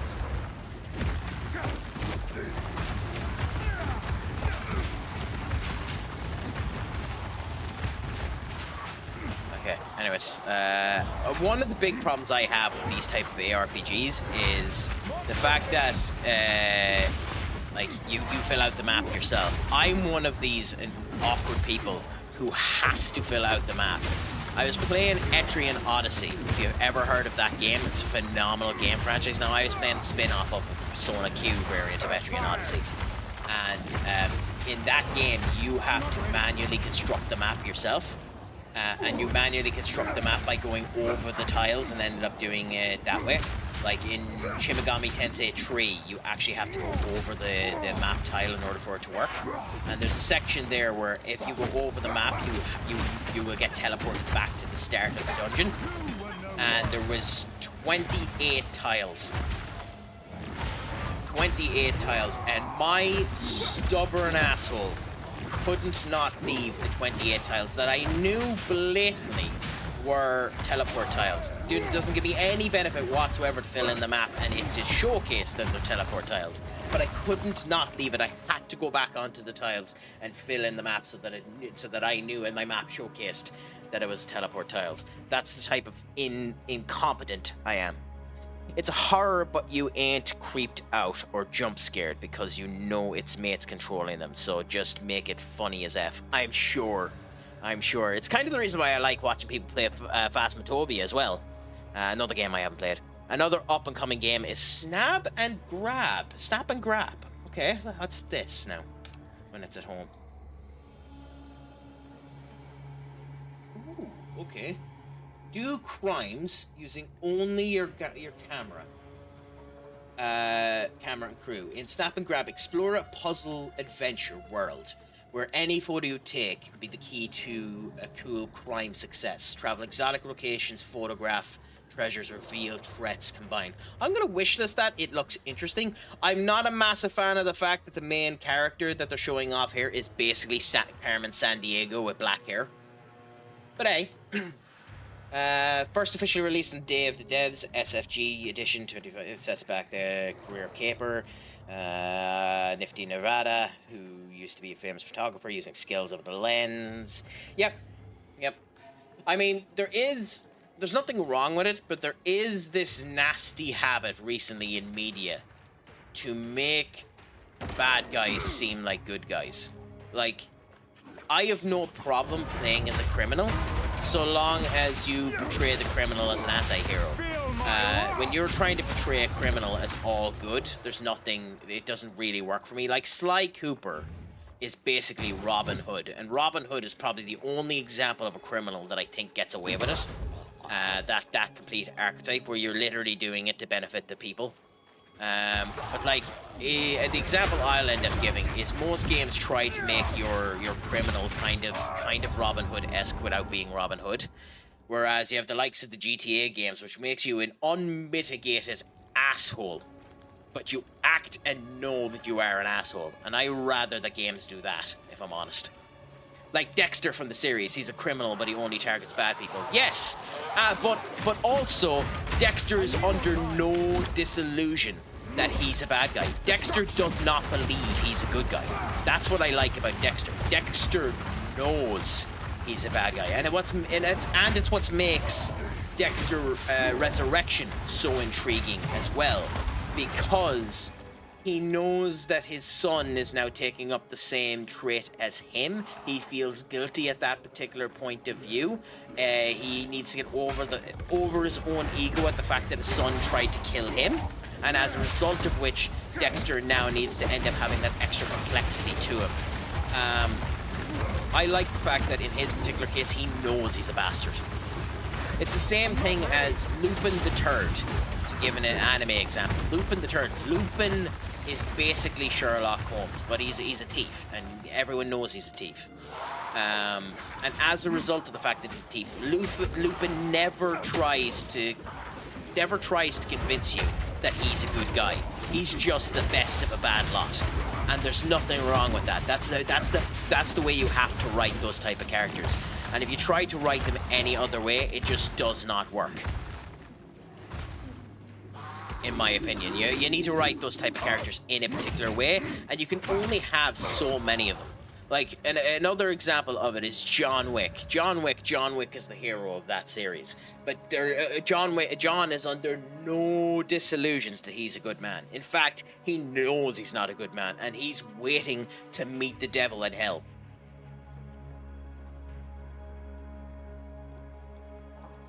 And like, you come to love John Wick and want John Wick to survive, mainly because you know he's the best of a bad bunch. But at the same point in time, it's because of the goddamn puppy.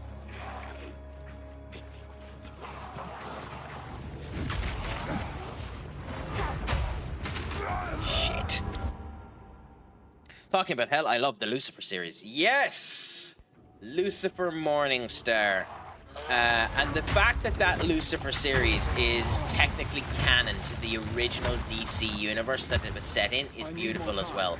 The CW DC universe is canon with Lucifer. That's Lucifer Morningstar in that series, and that to me is epic as well. In terms of actual DC, Lucifer Morningstar is one hell of a character. He's by far one of the strongest characters you'll ever meet in any comic series ever. Which makes sense too. But Tom Ellis is a special actor anyways. Like, Tom Ellis is next level. In fact, I was talking with someone about this earlier on. Who do we think would be a good James Bond? And he's one of the people who comes up in the discussion of the next James Bond. Maybe Tom Ellis would be a good option for the next James Bond. Now, I still think that he's gone from the show now, but Ben Mitchell from EastEnders, Max something would be a phenomenal James Bond as well. He'd need to buff up a bit, but I think he'd be a phenomenal James Bond as well. This is also coming out. I don't know how to feel about that game. Everything I've heard about that game gives me reasons to think it's not going to end up being good. With that being said, story-wise, it has a chance to be really good. We've never really seen T'Challa's father showcased properly. Even in the comics, T'Challa's father hasn't been given a proper look at it. I'm more excited to see Black Panther than I am to see Steve Rogers at all in that series. And I know that Steve Rogers is being showcased. I know that Bucky Barnes is supposedly meant to be in it, but I cannot wait. I simply cannot wait to see how that T'Challa obviously it's not T'Challa, how that Black Panther ends up working. I think genuinely it could be brilliant. Oh, okay. January 31st is the date for the Royal Rumble. And what was the announcement about WrestleMania? Yeah, the official poster for WrestleMania 43 in Saudi Arabia. Oh my god, that's bonkers. Maybe we'll get it in London at some point, so...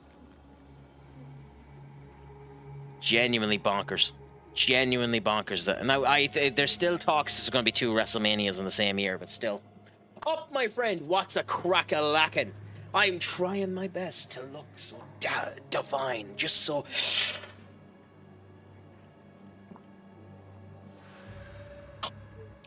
sexy. Yeah. I know. I know they're both games, but I was just saying in terms of the general viewpoint, Jurassic, that Rise of Hydra is the first showcase of T'Challa's father, because he's the Black Panther that's in it, so I'm interested to see how they'll do it. And 007 First Light is just a new attempt at doing a 007 series. My initial problem with 007 First Light is it looks way too much like Nathan Drake. Way too much like Nathan Drake. But hey, we'll see what ends up happening with it.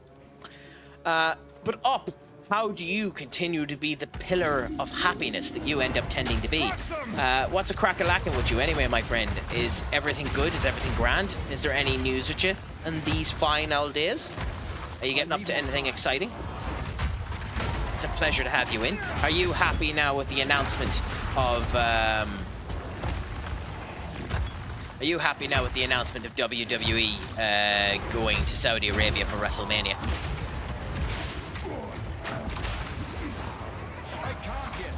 I mean, at the end of the day, everyone is selling out. Like the big thing is everyone goes over there. It's pretty much boxing lineage now. The biggest fights of the year in boxing happen in Saudi Arabia now. Game, don't die.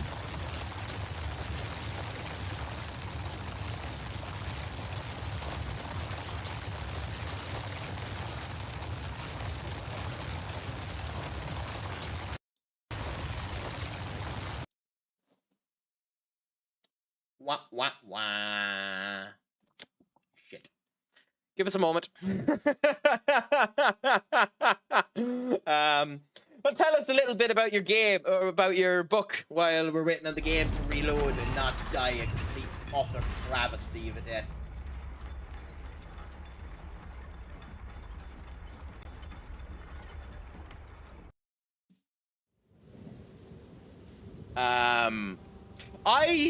I'm interested in Hex, Jurassic. I'm interested in it. I don't give any credence to them to do a good job of it now. But I think it should be interesting.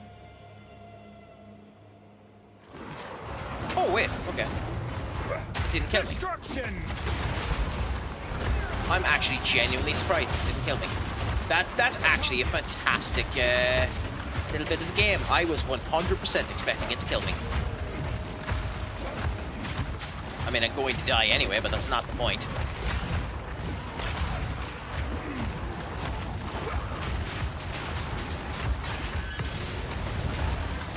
Or maybe not. Seem to be doing okay. I will look at your question in 1 second. I want to just get by this particular section of death, and then I shall answer any questions that have been posed by the chat.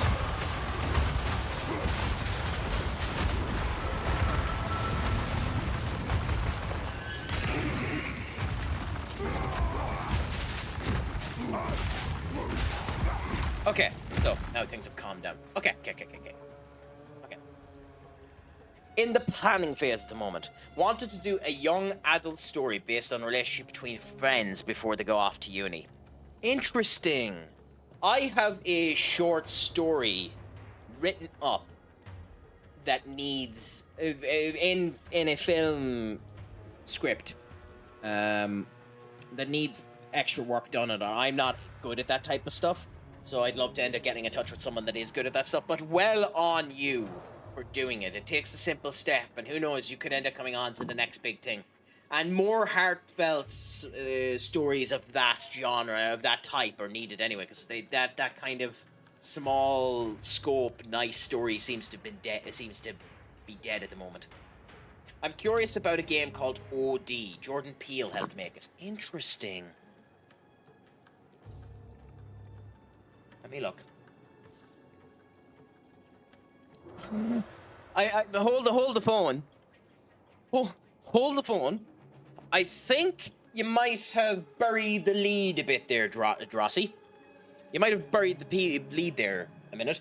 OD is an upcoming horror game developed by Kojima Productions. Kojima, it's fucking Hideo Kojima mixed up with Jordan Peele.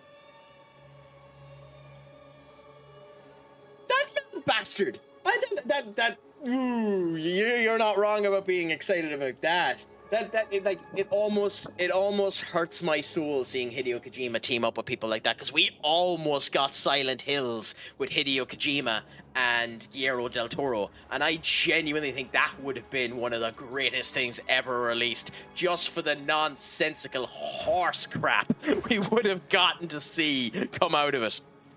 I also purchased some old football programs, one from 1958. Interesting, my friend. What were they related to, if you don't mind me asking? What football games and all that type of stuff? If you need any help, just DM via if there's a Discord here. Yep, there's a Discord there. Join it if you want to there, my friend Rossi. It's always pinned at the top of every stream that we end up going into as well, so you'll always have access to it there. We talk general crack and just have a good bit of fun within it as well. If you want to DM me, I could send you on the script if you wanted to, just as long as you promise don't to nick it off me. But yeah. But yeah, no, it's all a bit of crack anyway. I just wrote it for a bit of fun. But yeah, feel free to end up joining it. I post whenever I go live on that Discord as well, and there's sections for other people to post when they go live as well, should you feel like you want to do so or ever go live yourself. Honestly, not really. I think Hideo Kojima is significantly overexposed and significantly overdone. However, it's kind of like Suda 5-1. Insanity breeds brilliance in games, specifically in games. You can't get away with the level of insanity that they end up having in their games in other mediums, and that's why it's awesome to have a kind of mixture of the elements of insanity between their levels of absolutely batshit insane and a regular level of batshit insane. So someone that's actually, you know, good at telling stories versus the absolute bonkers insanity of something like Hideo Kojima. I'm doing well up. I'm all the better for having you here, my friend. The crack has been sound. I've been working away, trying to get over the stress points of that, just enjoying everything that's been going on. Just trying to have good old times. Came on here to enjoy the crack with ye. It has been good fun so far. 2 hours in, continuing to do so. Might be busy over the weekend doing some stuff with some people, so that's a good bit of crack as well. Nice to end up having it.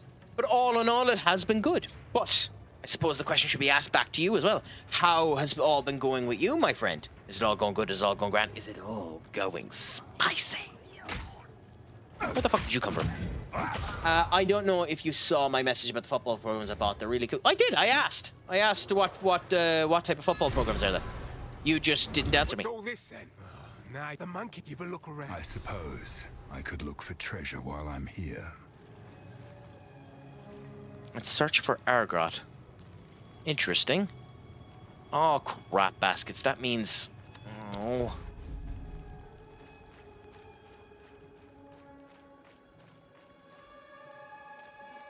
Yeah, that's what I thought. That means that this area is fucking... Okay, fine. 20 quid for 2 of them, nearly 70 years old. Well, that's brilliant memorabilia to end up having, to be honest. It's a nice little bit of memorabilia to end up having. What clubs are they for? It's just one of those things that, you know, not everyone has interest in them, and they're probably not worth a lot of money, but they're still nice, interesting things to end up having.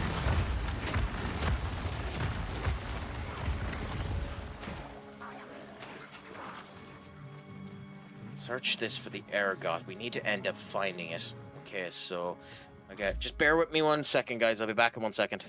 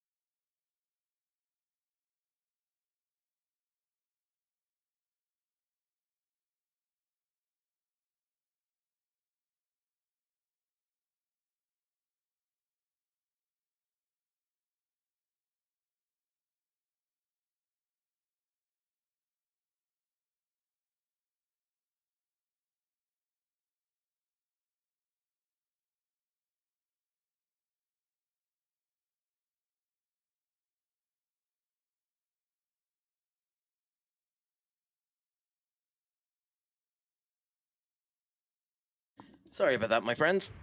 Back now. So, yeah, 20 quid for 2. It was wage info in. 20 quid per week was the max base wage for a player, City versus Newcastle. If that's 70 years ago, that's actually quite a lot of money. Take my senses. The smell. For footballers, you know. I'd say something that it would be worth quite a significant amount of money would be to see how much during the World War the women were on when they were filling Wembley at 70,000 people. I'd say that would be an interesting piece of memorabilia to end up finding. Back when there's loads of misinformation about that period of time, and I don't know enough about it to be able to give full context, so take everything I say with a grain of salt, because I don't want to end up offending anyone or getting information wrong. But like, obviously, like, the men were out at war, so football needed to continue to be a thing, so women ended up having the football for the period of time there and filled out the stadiums and the whole lot. But I wonder if they were on the same wage that the men would have been on for the same point in time, considering they were replacing them there, or if that was just a cheaper variant of what was going on at that point in time. I'd say if you had any video recordings of those games, they'd be worth a fortune as well.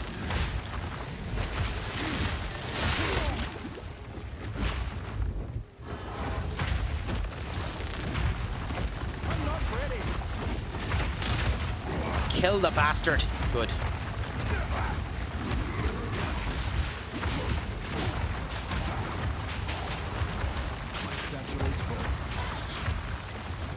Okay. Everything seems okay. Okay. Just whack you. Cool. Okay, cool. Is there really... It says explore the drowned city and search for Argot. So it has to be... Or do we just enter the value in it? Sorry, I just died there for a second. Or do we just enter the vault and end up checking it there? Starting uni soon. Happy out, my friend. Did you guess what you wanted at the end of all that? Did you get the course that you ended up wanting to go for up? Or are you parlaying and going for a different course of the same distinction? I never got to ask you how all of it ended up going out for you. Did you get exactly what you wanted? I did. I had max grades from college, so free choice of any. Beautiful, beautiful, beautiful to hear. Genuinely beautiful to hear. Happy out. Happy out. So I'd say you're excited now to end up starting that. Just be careful not to do what everyone ends up doing on the first day of college and going too rambunctious, going too over the top in terms of what you end up having your options to be, you know? Just be careful and take it nice and conny.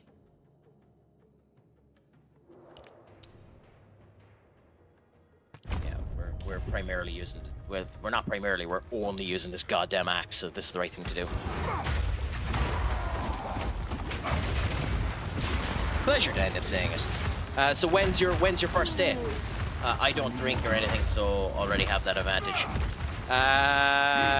Fair enough. And don't let anyone convince you that that's a bad thing either. I mean, it does make things more boring, but you know, it's a young man's game anyway to end up having libations of any description. I'm lucky in the fact that if I have any libations, I don't get hangover, so I'm able to continue on fine the next day. But I'm also incredibly mean on myself, so I just become a vicious bastard to myself. I'm going to kill every last creature down here. What did they do to you, my friend?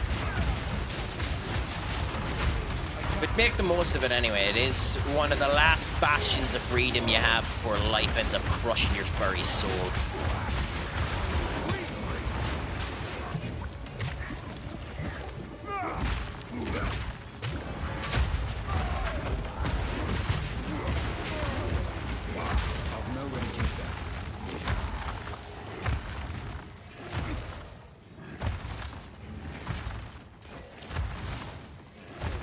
Yeah, it's hard to believe now. It's been almost 7 years. No, it's been 6 years since I have been in college.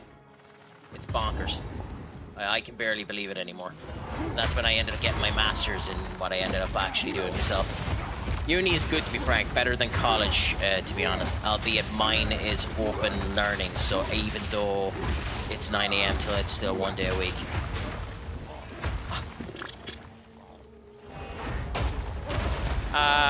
Great flame!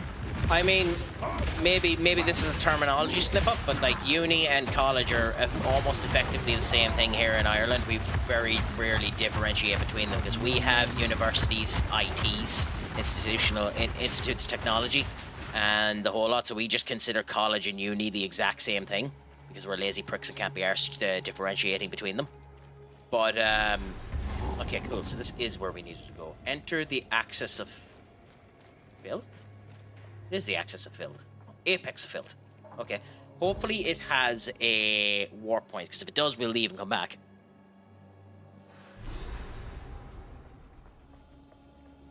Every step is more disgusting than the last. The way I look at it is, even if you didn't end up getting a job, even if you're not doing what you wanted to do off of uni, it gave you experiences that have molded you into the person that you are today.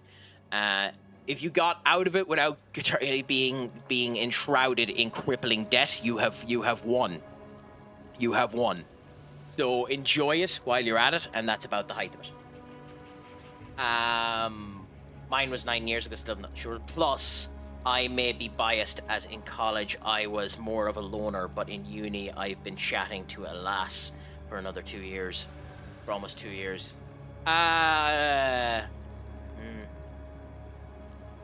Hey, I'm from Ireland. The northwest region of Ireland. I use the word lass as well, except for I'm more of an asshole and I add the Y. So I go, what's the crack a lackin' lad or lassie? What's the crack lad? What's the crack lassie? There's only been a few times that someone has actually... I have had someone throw a glass at me for that, by the way. The cantankerous bitch. I have had someone throw a glass at me for calling them a lassie.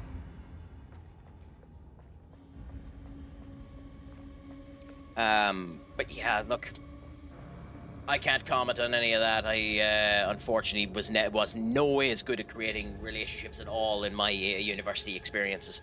I went to university for 5 years, bachelor's level 7, bachelor's level 8, and then my master's degree, and just the social aspect of it ended up falling through the wayside for 90% of it. Thankfully, I've made some communications that have kept, but that's about it.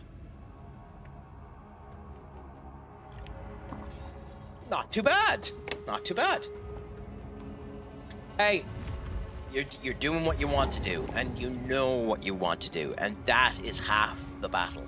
That is half the battle. It's kind of why and I've had this discussion before, ironically, while playing this game. It's why I'm of the opinion that in school, you know, the level before you end up going into college, when you're still a child, you should be forced to take a gap year and forced to work for the entirety of that gap year. Obviously get paid at the value that you're meant to end up doing, and have multiple checks in place to ensure that the arseholes in charge of the establishment that they're being put in aren't taking advantage of the kid that's being put in there. But I think it would be massively beneficial to the youth to end up having that year out just working. Anyway, the last I'm chatting to is from Norwich. She's canny, and yes, she's fit.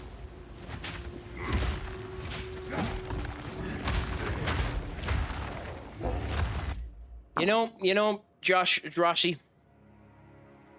I feel offended. I feel offended that you're gloating about the fact that you are a sociable person, that you're able to end up getting with someone. You're making me feel lonely.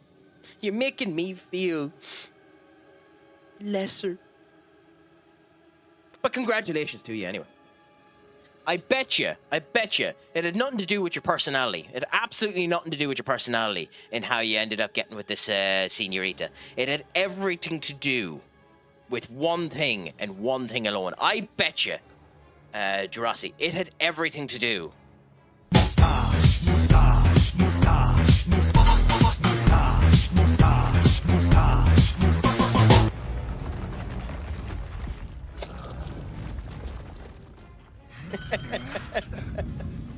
Let's see what happens. Dragon Ball Z Bridge is hilarious. They should teach more practical skills nowadays, like how to sew. I mean, it would help. I think the actual most important thing isn't even how to sew. I think it's how to cook. How to cook, to be honest. It's definitely the most important thing. I read that as political skills. Terrorist defense.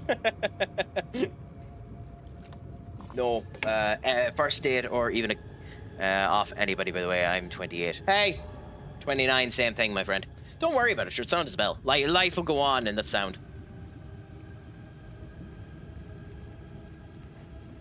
Thankfully, I don't have that problem. I can drive, so I'm lucky in that restraint. But yeah, it's not easy.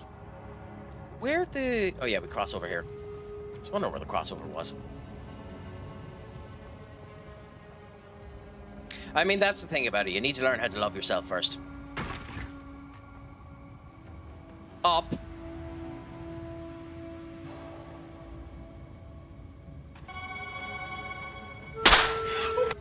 Off is a direction you can fuck.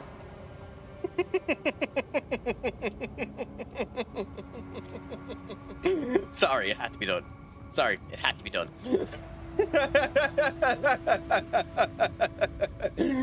I know you meant no harm by it, by the way. I take it completely in jest.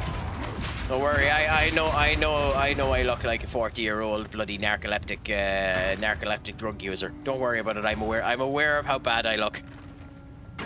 It begs the question as to why you fools end up watching me. But hey, you know, the crack is willing to be your pain, be your linchpin, to be the ugly one in the group. That's what crack is willing to do for you. Don't say I don't do anything for you. I'm willing to be the ugly one just for you.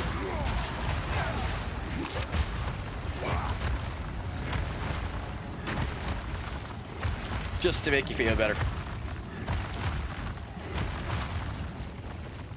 Oh yeah, I mean, I'm 30 this year. My birthday this year is 30th. It's my 30th birthday this year. So, you know, in terms of the internet game, that makes me ancient. But, you know, you do what you can. Holy crap. You useless sacks of shite. Alright, there's a football game going on at the moment, and the crew that I'm following are, I'm not going to mention it because it spoils where I am, but the crew that I'm following, 3-0, or we're 3-0 up, and now it's 3-3. But hey, what can you do? Narcy cracketist. Narcy crackist. Where's that Luna girl when I want her? I need to come up with an emote for that. That was the first time that I've had a graphic designer who probably does AI art come into the actual stream and actually chat. It was actually quite interesting. I was actually half tempted to get a piece of work off them because they actually tried. But I also can't be arsed spending money on shit yet. Crack is the ugly duckling who stayed, so never became a swan. You vicious bastard! Oh, what a poke! Oh, you vicious prick! I thought we were friends, Ducky. I thought we were friends. Oh my god.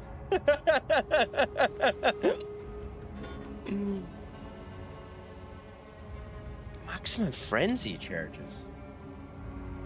Charges can be gained. They do inherit that. Charges last 15 minutes, any types. I don't know if that's good.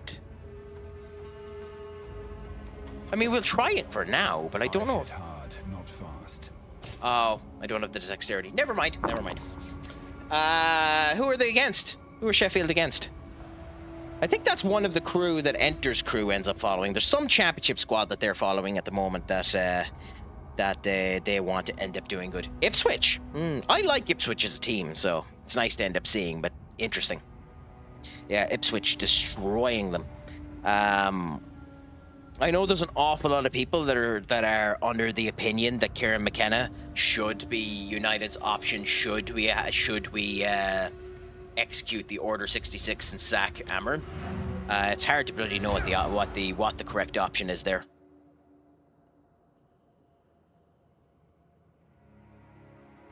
I think I know the team. Did they begin with a B and versus a team with a Y? No, they begin with an S. And that's about the height I can give you there. It was yeah. Was it you that posted it in the chat? Because I ended up seeing the kind of brush off. I don't think anything of that, to be honest. I don't think anything of that. When you're coming off of a game, you shouldn't be like they shouldn't throw a microphone in your face anyway, trying to ask you questions like that. I understand.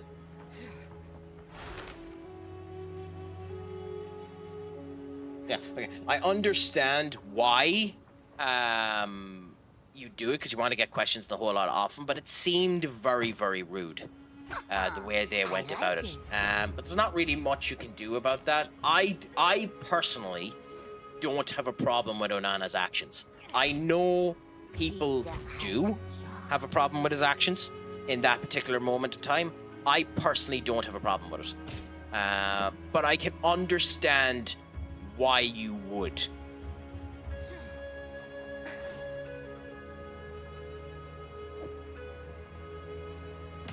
And that's why I don't have any ill-begotten feelings or any ill will towards any of the situation that's going on. I need to check later on. I'm not going to do that now. Towards Onana in that particular situation. It's an unfortunate situation for the poor bastard. He's just getting slated 10 ways to crap. Now, one of the things I will slate him for, and he's not getting any yeah, it's Sligo, by the way. No, shit. Whatever. It is an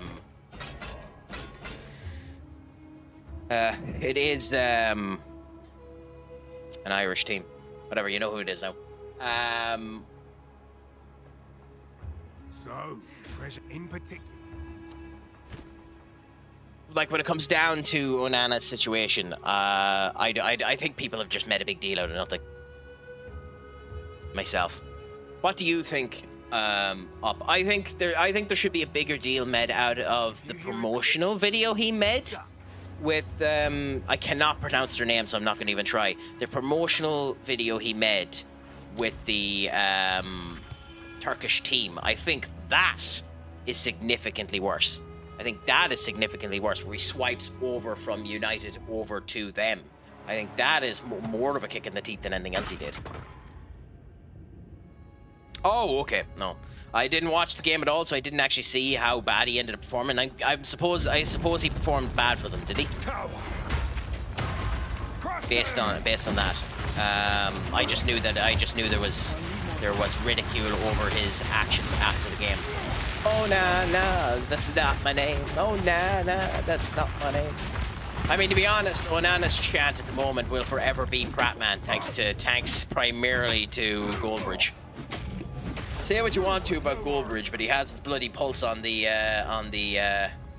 stratosphere of culture. They went through 1-on-1 and he stayed down on his line. Yeah, you can't get away with that crap, especially in international football. He does have a nasty habit of just being on his line and not actually using his box. Like, I'll die on the hill. I don't think he's as bad as he's been playing for us. Although an awful lot of the rumors of his character this season mean even if he was to play fantastic with Trubuzador or however you pronounce him, I still think we need to sell him. And Ruben's statements about him piss me off a bit, to be honest. But Ruben Amram and his comments have been pissing me off for a while. Genuinely, the amount of absolute horseshit that manager's been spouting is starting to piss me off a bit. I'm not Amram out, but I'm very fucking close to it, and it's solely because of his talking.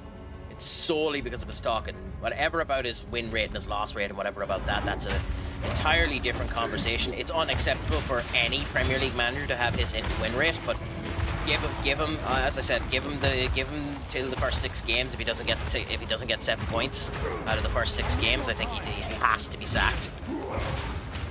But we'll see what ends up. I should ask this, considering you're new to the chat and I have absolutely no idea. Jurassic, if you are still here. Who do you support yourself, if you support anyone in the world of football?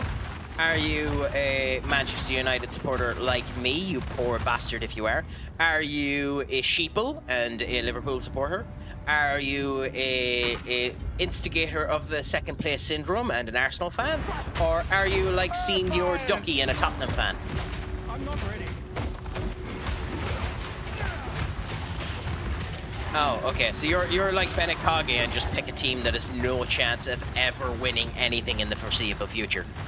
Yeah, I feel sorry for you.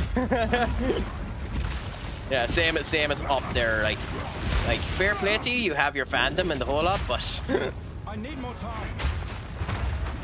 well, like at least look at it this way. At least look at it this way. You have a better chance of winning something than West Ham.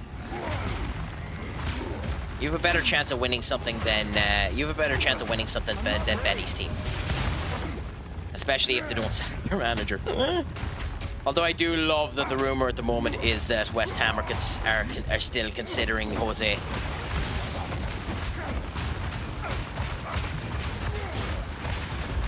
I genuinely think Jose Mourinho would actually be an okay addition for West Ham if they took him. Return the fish slap to you. Awesome. Which tier are Middlesbrough in now, by the way?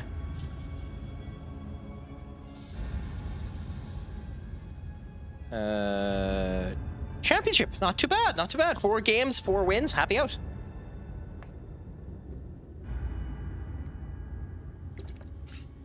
Like 4 points from Wrexham in 4 games is actually fairly good for them, to be honest.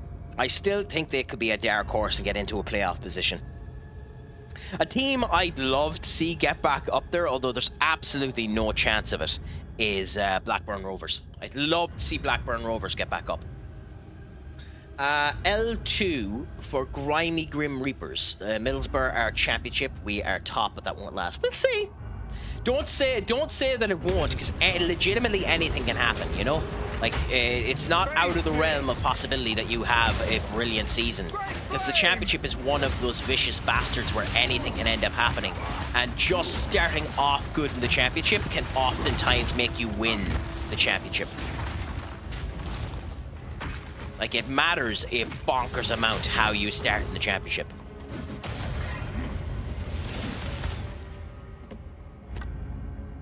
South Shields fan, nice. I go there sometimes.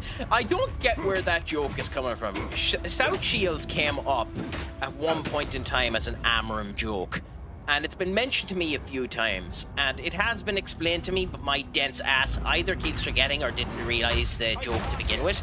What is the joke with South Shields, if you don't mind me asking?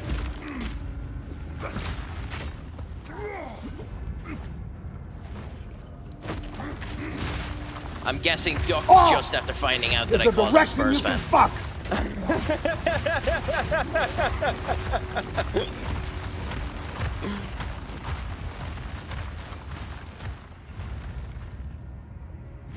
The Armour thing was a fan photoshopping him. Yeah. And I know that South Shields released something then stating that they wouldn't have him or something like that.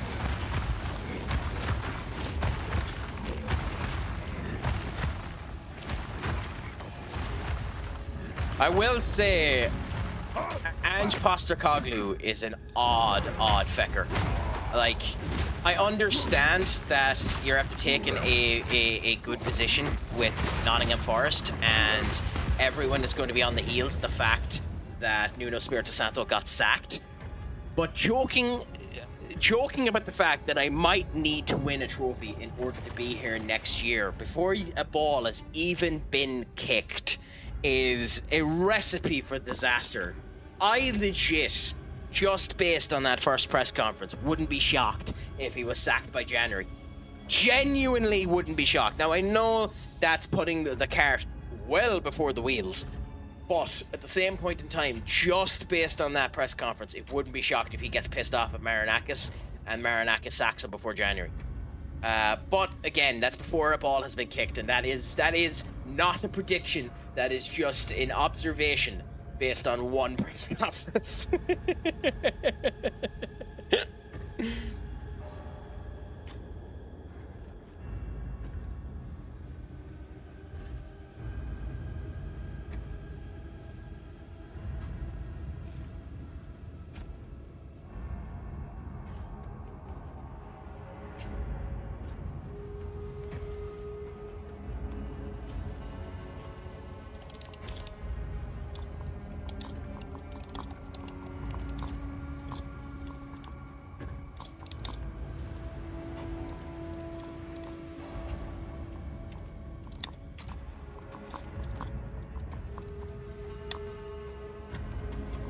Sorry, just give me a second.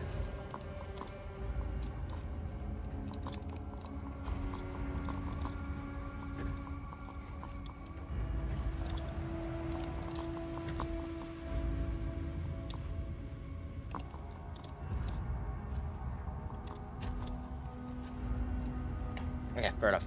How Marinakis can own a football club is by on me? Money. That's a very stupid question. It's a very stupid statement. Of why? How do you think he owns a football club? Money. How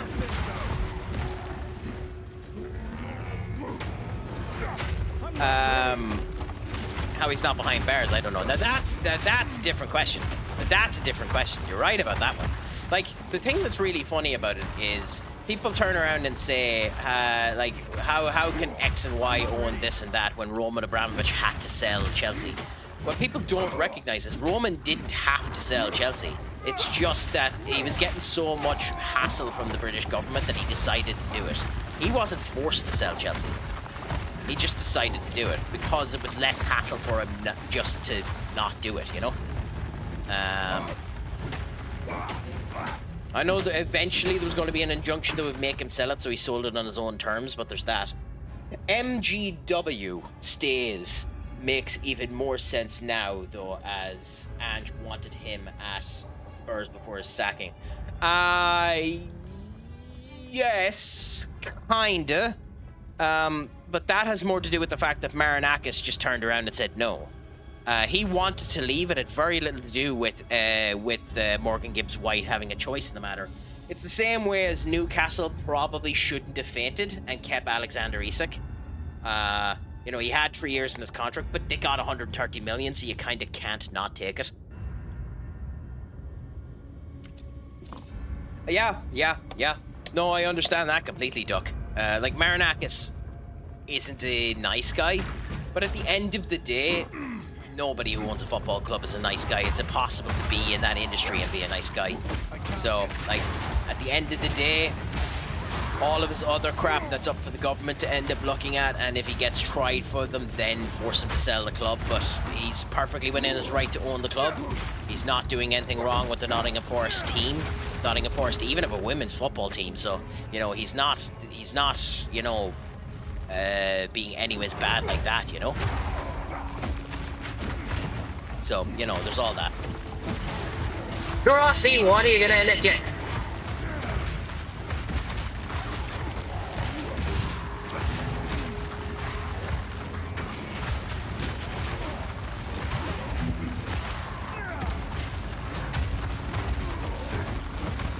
What did you actually end up getting? Oh my god, no. Oh my... Oh, fun. Yay, and this has music for the background and everything.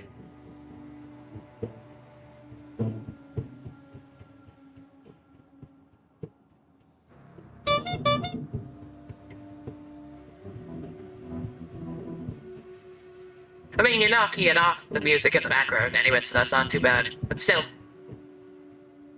Actually...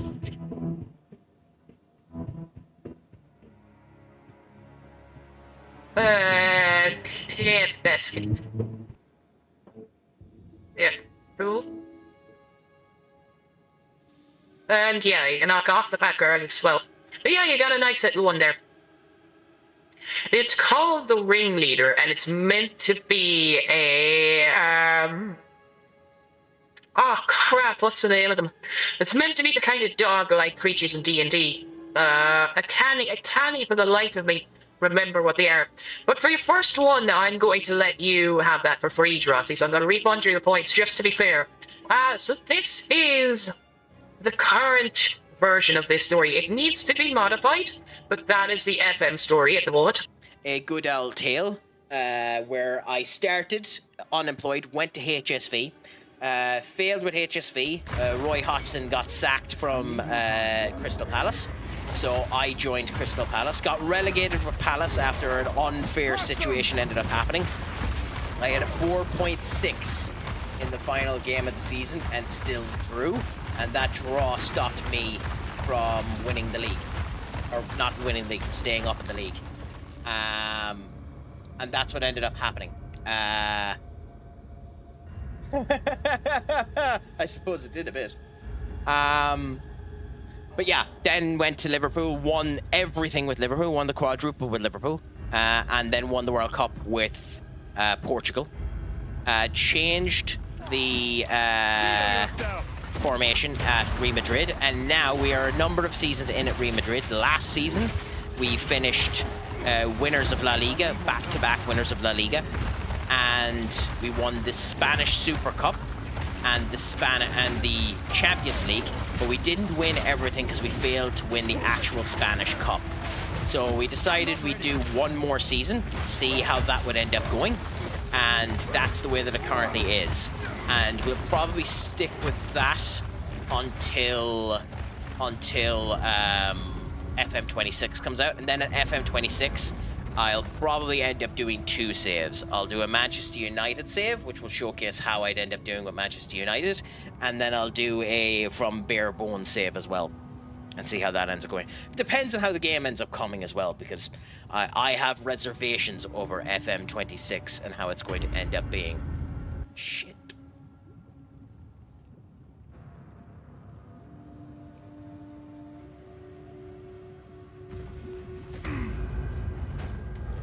Interesting.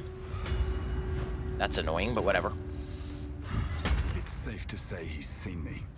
Okay, so we have an aqueduct to end up facing off against.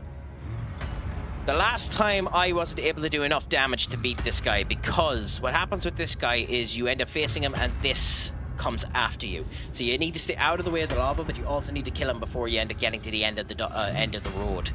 With this particular setup, we should be able to do it. But what about yourself, Jurasi? Do you play FM? And if you do, what type of save did you end up doing last, if you don't mind me asking?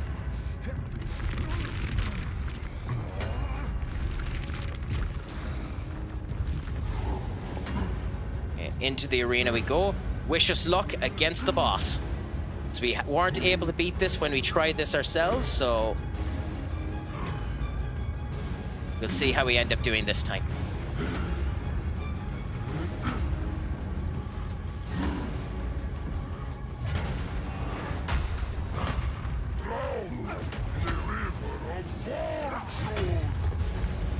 Mad creature! Hellfires!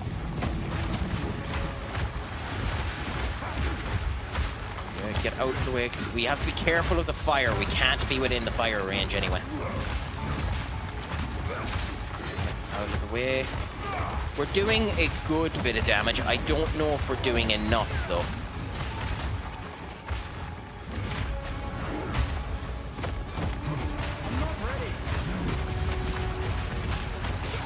I think we might be, actually.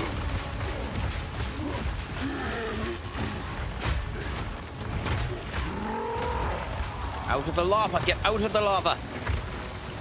Yeah, we have to go forward now because we need him to come after us.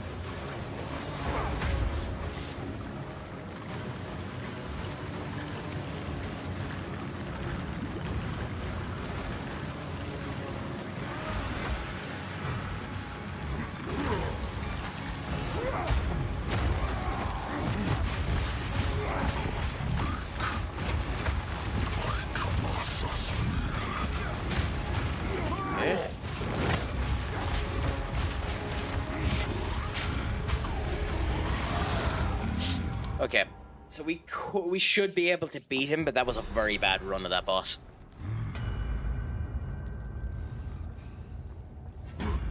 That was a very, very bad run of that boss. So we'll try it again. We'll see how we do.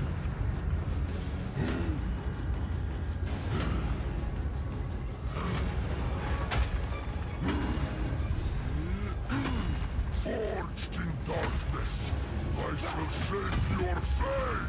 Mad creature! Oops, well, that was a mistake.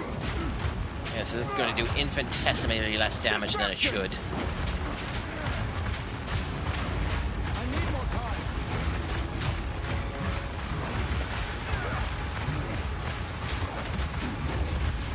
Okay, that should break him. Good. Then do that. Okay, so he's got back into the fire, so now he should end up doing this move again. Where's it coming? Where's it coming? There we go. Okay. No bother, Senior Duck. Enjoy your time away while you're away. Don't worry. If you pray to me, I won't be listening. But just remember, as is always the case, I am.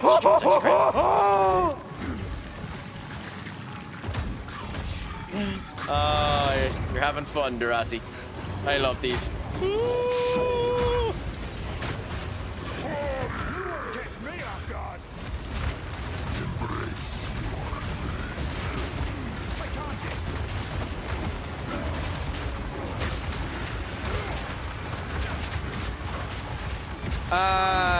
No, you don't have the capability to jump in this, but I might have. Or if you're on about if that scared me, then kinda, yeah.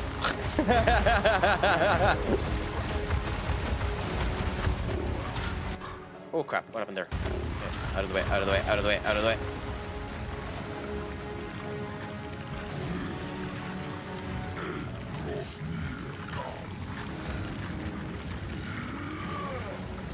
Oh, the good thing with me is I'm a multitasking master. I'm able to keep my eye on multiple things. Shit, I don't have any health. Shit, shit, shit. Okay. Crap, okay, I fucking pooch on that one. I'm gonna die.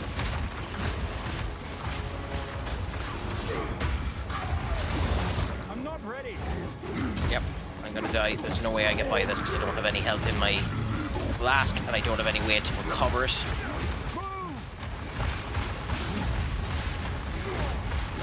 Get out of the way, get out of the way, get out of the way. Okay, do that. Look at what he had left. Ah.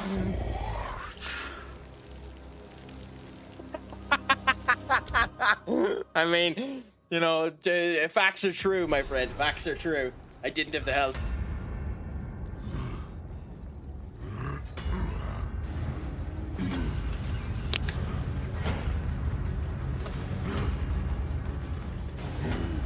But yeah, I was asking yourself anyway, do you play any FM yourself? And if so, what was your last save you did?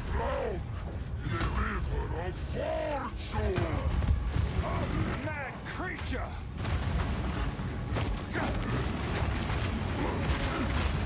Airfires! I'm not ready.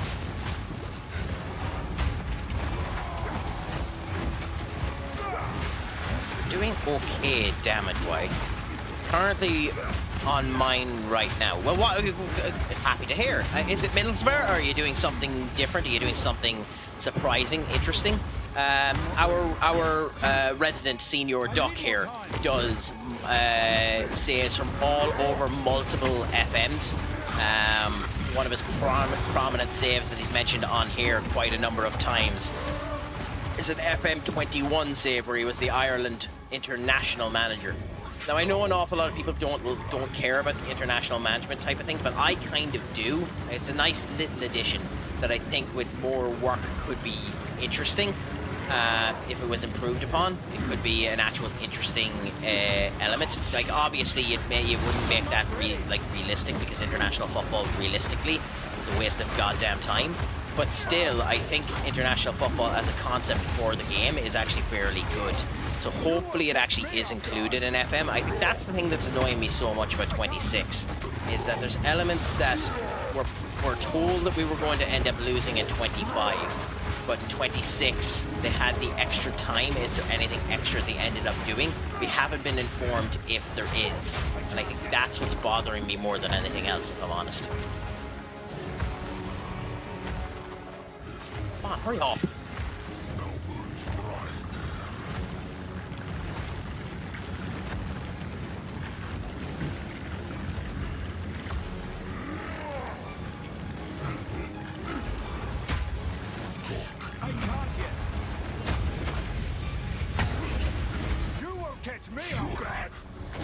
Get.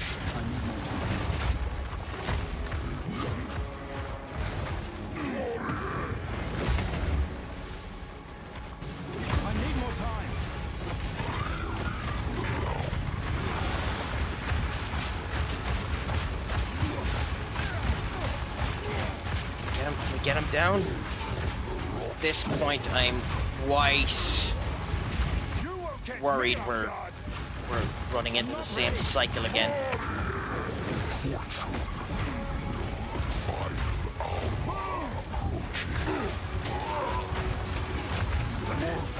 Come on. Dead! Nice, beautiful. And I love how the magma just immediately vanishes. But beautiful, we done it. Dover at sea.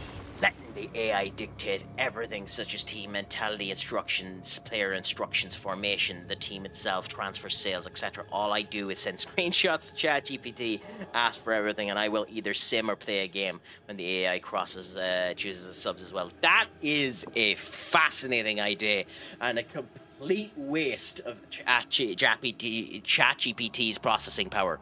How has it been going so far? Has ChatGPT been competent in its decision making? Have you noticed it being less than competent? Has it been foolish in its decision making? How have you been finding it? The smith does not remember, but the hammer does. Okay, so that's my first time getting this hammer, so I'm looking forward to seeing what it does. Okay. But it does sound like an epic idea, to be fair.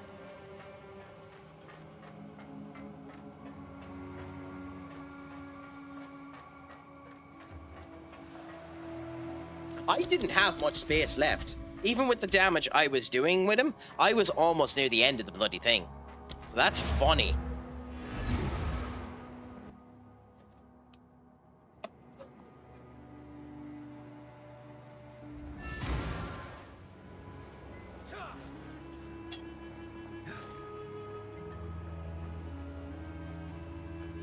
Came back alive, did ya? I'll organize the men. We'll start carting the gold out of here. No sign of old come up. Keep anything you're able to lift out of there yourself. Really? That's all we got from us? I'll put this hammer to good use. Okay, fair enough. So that was a massive waste of time and effort. First season, first 1 point off playoffs in 8th position. Second season, first place in the North-South League as of yet. Early doors at the moment. Managed to make ChatGPT a bit more unhinged so I can swear and make offensive jokes too. It's hilarious how easy it is to do that with ChatGPT and how we don't think anything of it because you'd never in a month of Sundays talk to a human the way you talk to ChatGPT, and it's absolutely hilarious. I find that that's the case. It doesn't matter a goddamn bit, but it's just hilarious to me. But yeah, has 2 charts, 90 reduced flask risk. Nope, the one I have is significantly better. Okay, coolaboola. It is a pleasure to have you back, Senior Duck. I'm disappointed with you though. I was expecting you to sing "I'm Back Again," to play Eric Bischoff's fantastic tune, to make me feel happy again, but you didn't. It's too late now. Don't think you can end up getting back in my good graces by playing it now. You've made your decision. You've made the wrong one. I understand how it is. We don't have that type of relationship anymore where you know exactly what I want you to do at a moment's notice without you having to guess it. I understand it, Duck. We don't have what we used to. We don't have the type of relationship we used to end up having. It's 100% understandable. I'm back, and I'm better than ever. Got a knack for making things better. I'm back and better than ever. I'm back and making things better.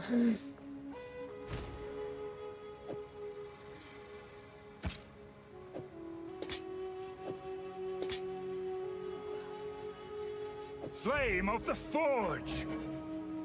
Destroy 3 items to reforge as a new similar item. So you'd have to get rid of this and put that in instead.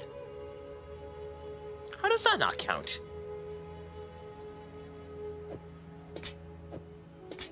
They're literally helms. What the fuck are you on about? Helm. Okay, so they have to be crowns then. Okay, game is literally a pain in the arse. Took 100 hours, but my FM11 finally crashed during said simulation. I'd say you're happy that you got to that, though, because that's been something you've been trying to get to for a while.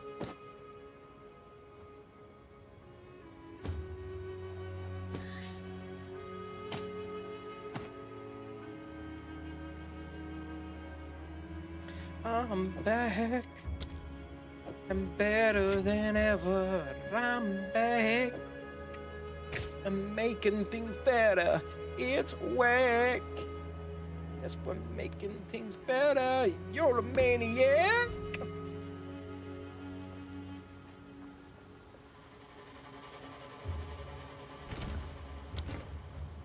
Okay, we don't need to worry about that, so we can sell them here.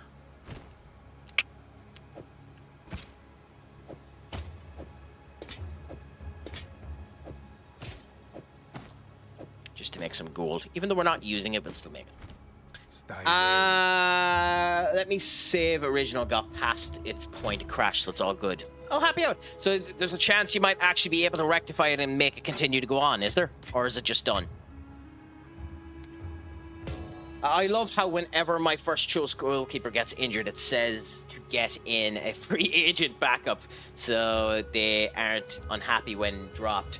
I mean, that's interesting. I can understand why. Goalkeeping is one of those positions that's always annoying because you must be the best player on the pitch almost as a goalkeeper. You can't not be. Like, I have a goalkeeper now in one of the saves there I'm doing with Enter and the lads, where I have a former Tottenham goalkeeper, and he's one of the best in the world. Paul Robinson, I think is his name. But he's shocking. He's shite. He's absolutely shite. His stats are unbelievable, but he's shite. And I had the same thing when I joined Real Madrid. When I joined Real Madrid had just signed Lucas Chevalier for 100 million quid. And first thing I done was immediately sell him. Because he played a number of games. He played 20 games or 19 games for me. We were about to have to spend the next 100 million on him, or the next 25 million on him, and he just wasn't worth it. He was shite. No, I bought Jason. I bought his replacement, Jason O'Connor, for 100 million. And I bought substitute goalkeeper Aaron Jacobo, the former Barcelona goalkeeper, for 60 million. So I spent, and then I bought a third goalkeeper as well for 17 million, but he was 18. So I spent 200 million on goalkeepers that transfer window. So that's what happened there. So you're right, I did spend 100 million. But technically speaking, in that transfer window, Real Madrid spent 300 million on goalkeepers. It's just that in the January transfer window, I immediately sold the goalkeeper that spent 100 million on in the summer transfer window. So it's just a really, really, really funny situation. Now, to be fair, Jason O'Connor has been a stalwart since, as has Aaron. Both have been next level. Like, Aaron isn't as good in terms of my FM save as Lucas Chevalier was when we had him. Now, Lucas Chevalier was also 30 when we had him, so he was old, but that's also not the point.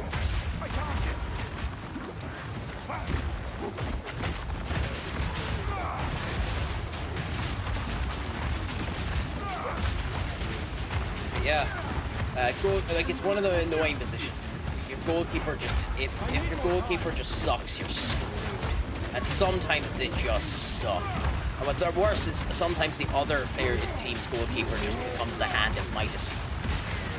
The AI just got me manager of the month. That's me losing to Chelmsford.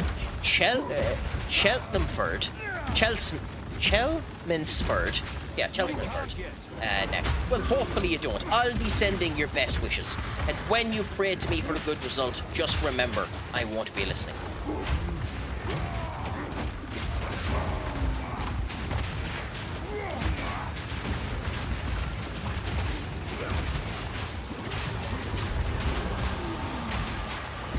Okay, come on, hurry up.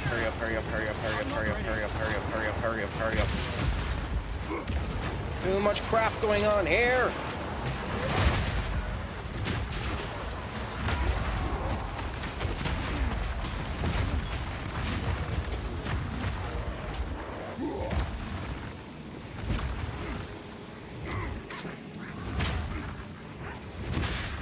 I mean, I'm alive, but I duck, so you can laugh all you want to, but it's...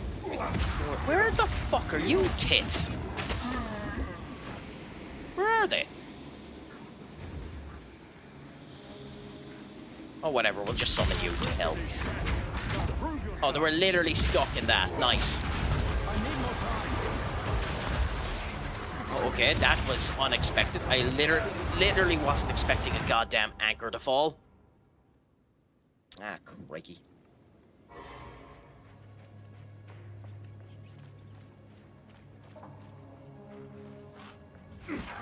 Oh, you fucking tits.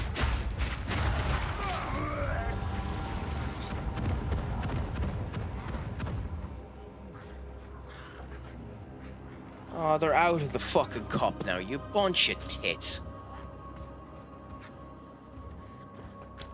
Oh, whatever.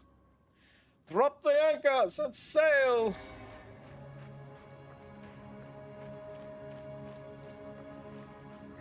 We are... Hashtag the hour. On a cruise. To the greater north, south, east, and west. We are awake to go. Get the crack, 390. You can't get the crack on your side of the Atlantic. We will bring a cruise with the crack to you. It was a promise of things to be.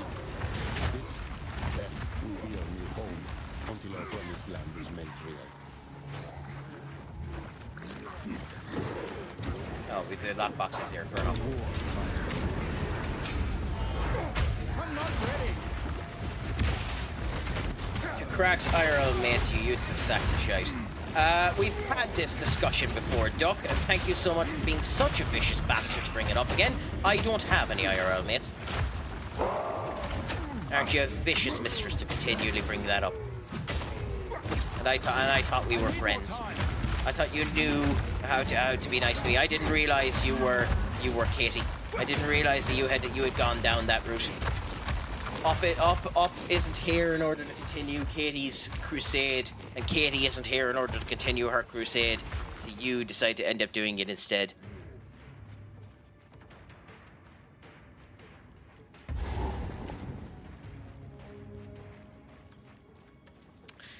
This will tell you how much this game has been affecting me. I haven't a fucking clue which sound effects you're on about.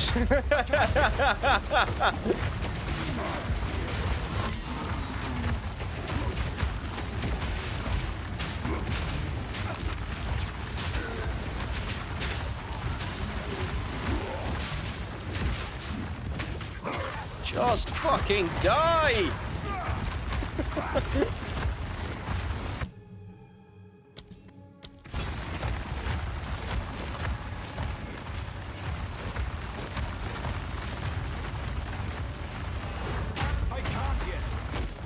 You know what the funny thing about this is? I probably sound like I'm not enjoying this at all. However, I'm enjoying every single minute of this. The promised land is bountiful. The plank on the ground getting hit shaken. I mean, yeah, like, it's a very crunchy game. I'll admit that. Cooking there? Ah, Oh, she just yes, needs this. mushrooms.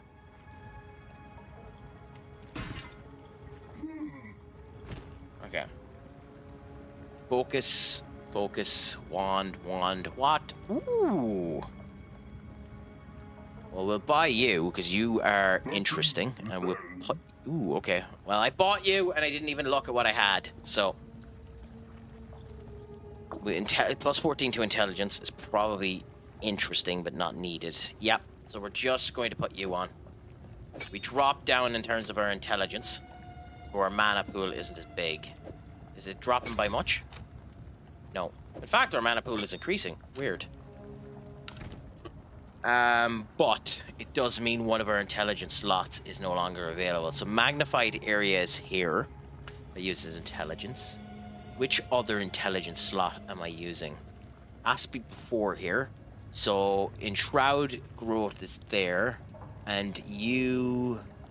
potent exposure on ancestral spirits.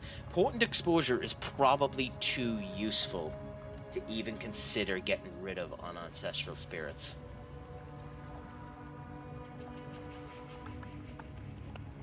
So, with that being the case, Earthquake isn't being used as much as it should be. So for now, I think we get rid of that. And we continue on with what we have now. Okay, cool. Coolaboola, coolaboola, coolaboola. I think that's the right move to end it going with there. So let's continue onward and forthwith.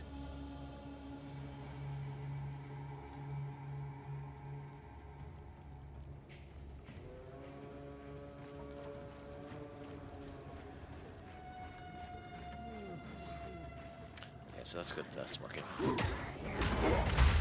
Crush them!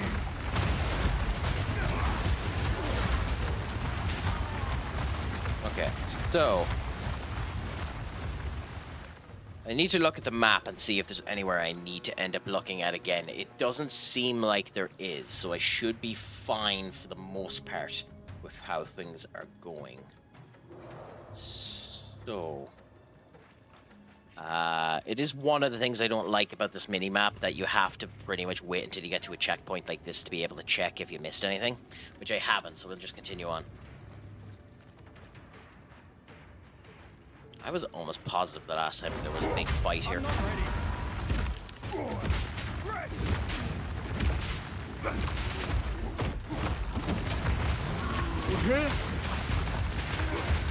Scheiße. Okay, that's good. There's a minion here, so that means one of these is a legendary creature of some description.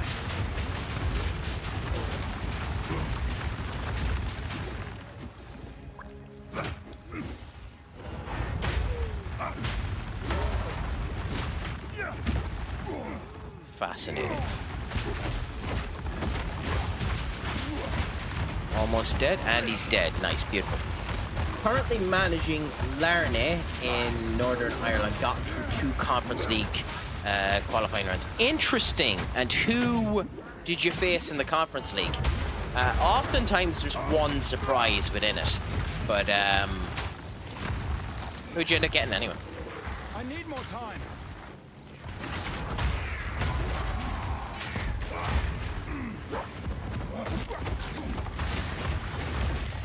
The fact that she is so fat and so goddamn heavy that she's creating her own spores on the ground is an interesting way of depicting this plant mancer's power.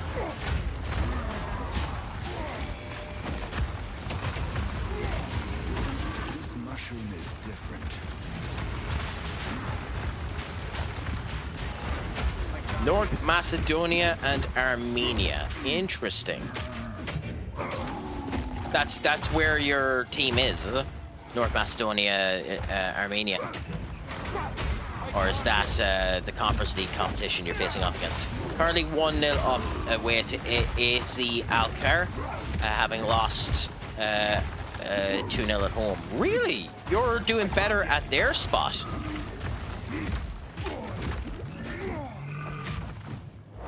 I didn't know North Macedonia and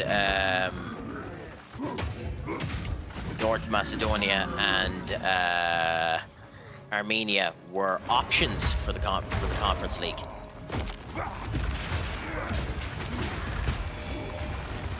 I mean, honestly, that would be kind of epic if international teams started entering into the fray of some of the Champions League shit. It'd be hilarious as hell. It would never work, obviously, but I need more time. shit.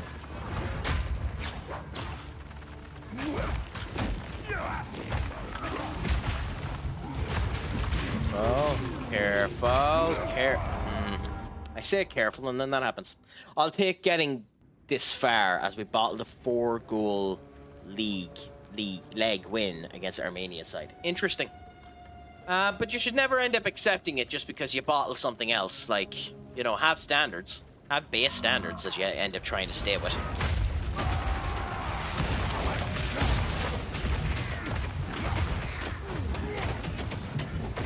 But 1 on pens was 4-1 on aggregate until the 87th minute of the second leg, and then they scored 3 times. 3 times in that last 5 minutes, is it? Holy crap! That would be like, the pain of that would be something else. Doing a phenomenal job all game, only to then let 3 goals in the final few minutes. I need more time.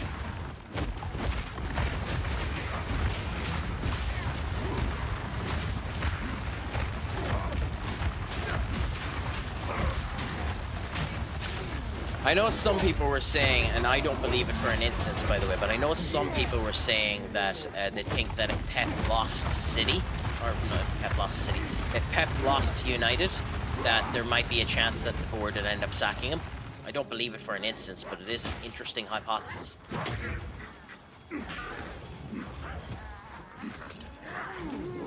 City don't really, like, they do, but they don't really have the same fucking ruthless aggression that Roman Abramovich ended up having at Chelsea, where it doesn't matter what you've done before, it's what you're doing for me now. So I'd be shocked, honestly. So it's being the best assistant manager you could possibly ask for, is it, Rossi?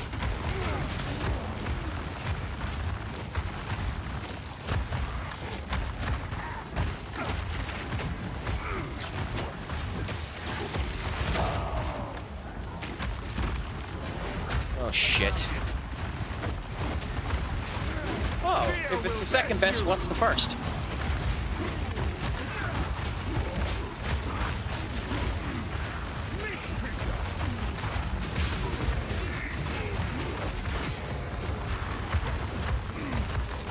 Where did...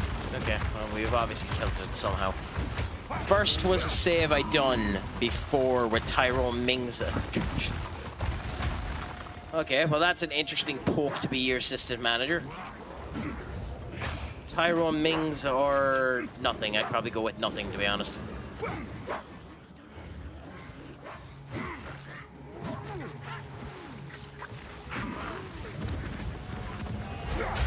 need more time.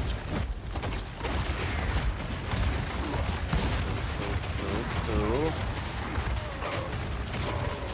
Crush them!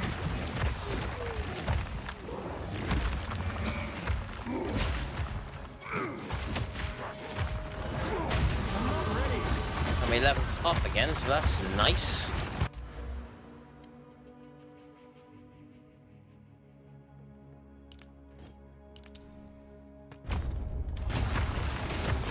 I'm not ready.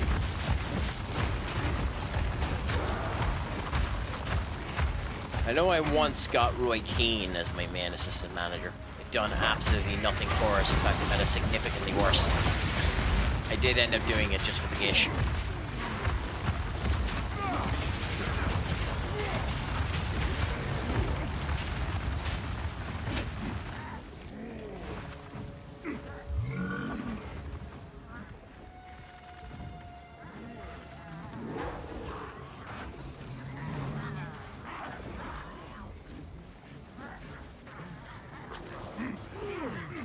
Wouldn't you love to be big enough that you can end up actually doing a potentiality like an FM save with the footballer or something like that, where they just force you to end up doing everything and that's it, and then you get to ride off the coattails. Roy Keane was the one that got replaced by Tyrone Mings in the same save. I mean, he was only doing his job. If Tyrone Mings was doing his job, he wouldn't have lost it.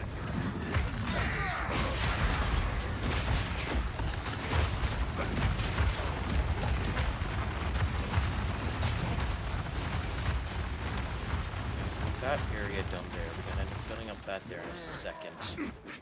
Just skip most of this because it's not worth my time. No, Mings came in to replace Keane. Ah, okay. My apologies. I read that the complete other way around. That was probably blatantly obvious. Oh,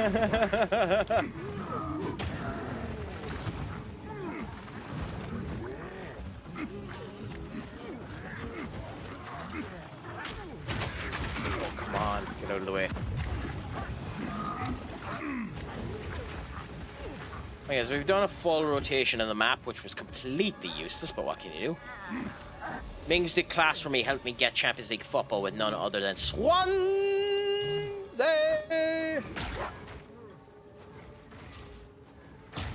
I don't either, to be honest, but it's an interesting one.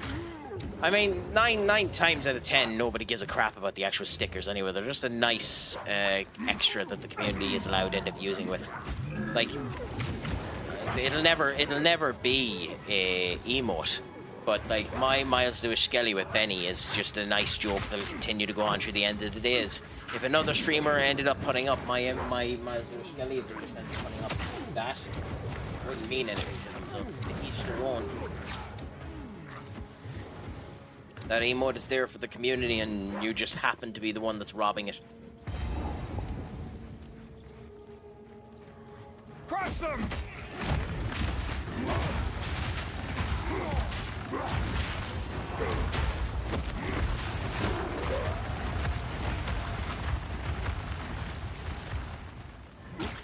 I need more time.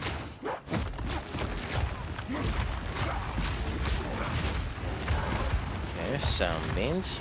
I signed 2 strikers for Glenn McCaddle and Callum Jones. Callum Jones has a bit of pedigree behind him, doesn't he?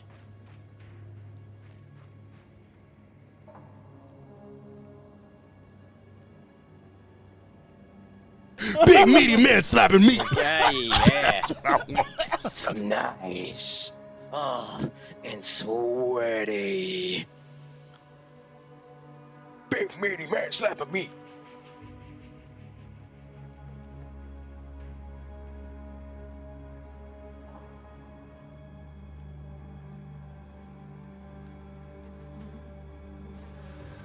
Oh, fuck.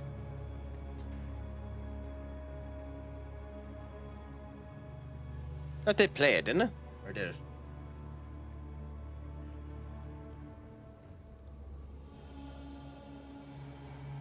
Did it play a duck? I'll turn it just in case. For a guy who has 5 finishing, he has 4 goals and 5 assists. Interesting.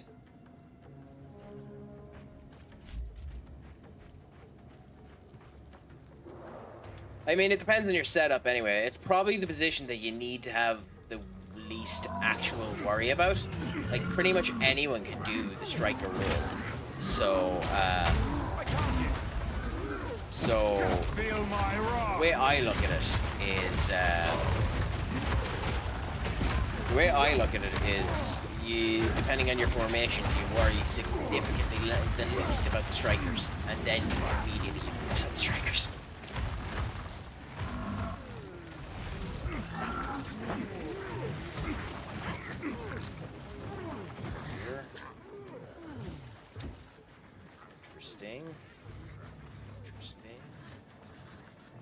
When we first came to this place, yep, so this seems to be the end point here. So let's just kill these buckos and see what ends up happening.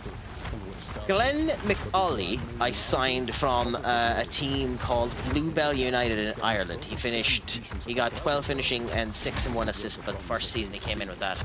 Yeah, I think they're a 2nd division Northern Ireland team, Bluebell. I've heard them before. This isn't the first time I've heard them.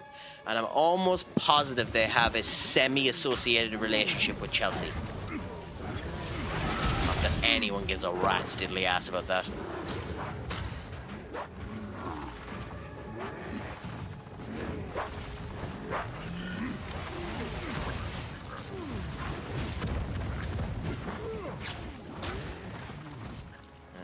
go, up we go, up we go. And then we are in here. We have the Sandopolis. Pool of Destiny. Ah, this is where we fight this big filthy bastard.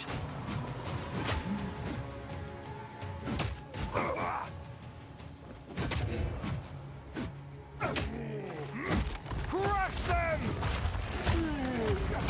Home Farm used to be associated with Everton. Interesting.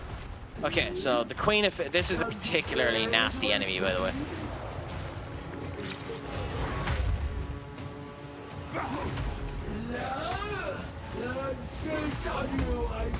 I'd sooner take your head. Well, that happened annoyingly fast.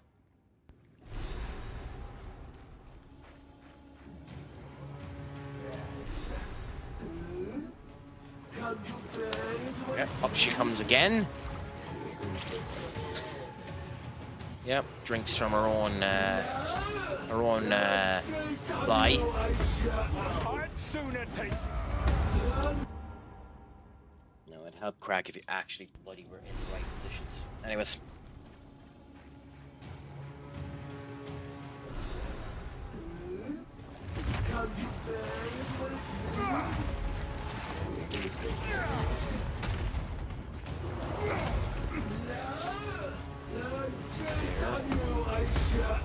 That. Then do this. Immediately. Oh, God damn it.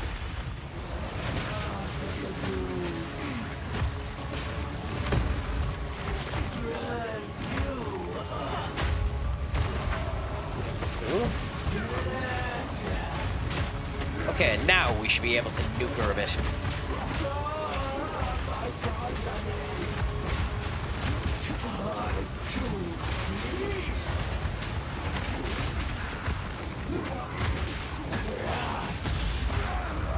God damn it. Craic and his big meaty rolling bosses. Yeah, the first time I done this boss, I was sat here for an hour and a half because I couldn't read that rolling move at all. I'd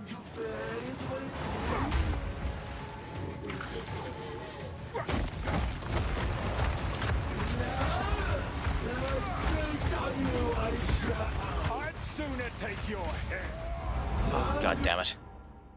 That's what I get for finding out you're facing Rotterdam. What do you think your likelihood is that the AI is going to be able to pick up a victory against Rotterdam, my friend? Is it 0? Is there any chance at all? Do you think?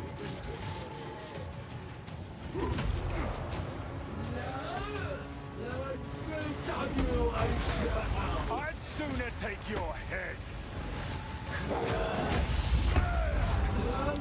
Oh my God! It's doing it again. Remember why I hated this boss? It feels like it's clipping into you. 15% as we are in decent form. Well, that's good.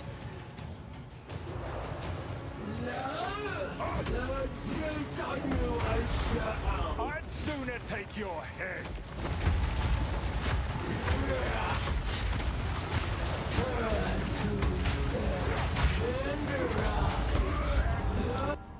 I couldn't. It wouldn't let me.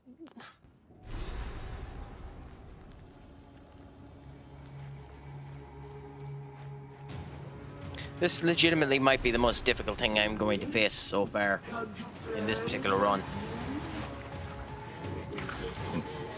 And I had a sequence of this where it was underpowered as hell, but what can you do? I'd sooner take your head. Again, why, game?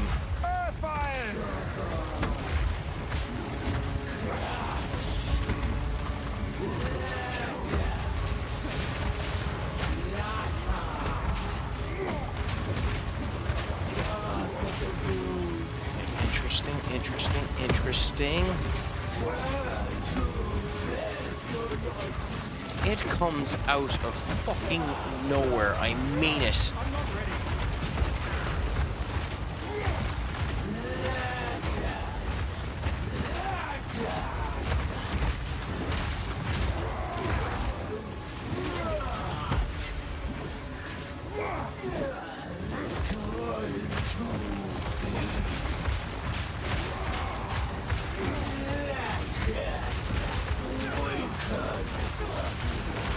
Cool. This seems to be going okay for now.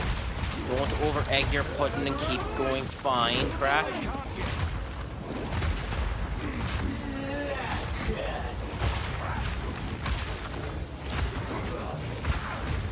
Oh, I just completely blanked there for a second. I don't know what happened.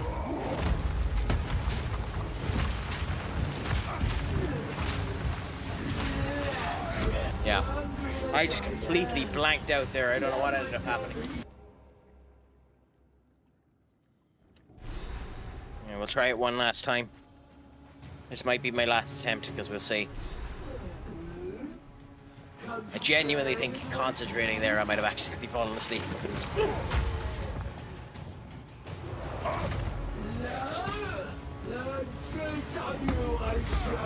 I'd sooner take your head.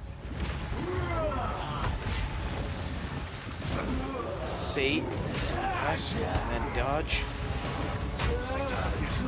That, and then do this. Okay.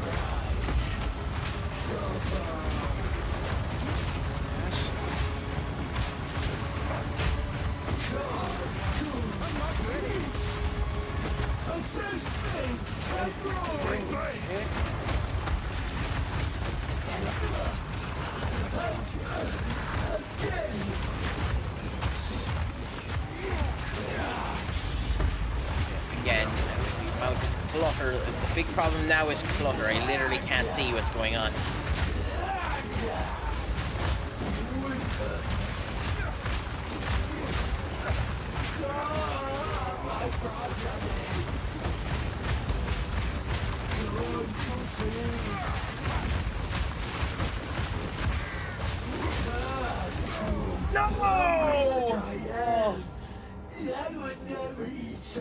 Okay.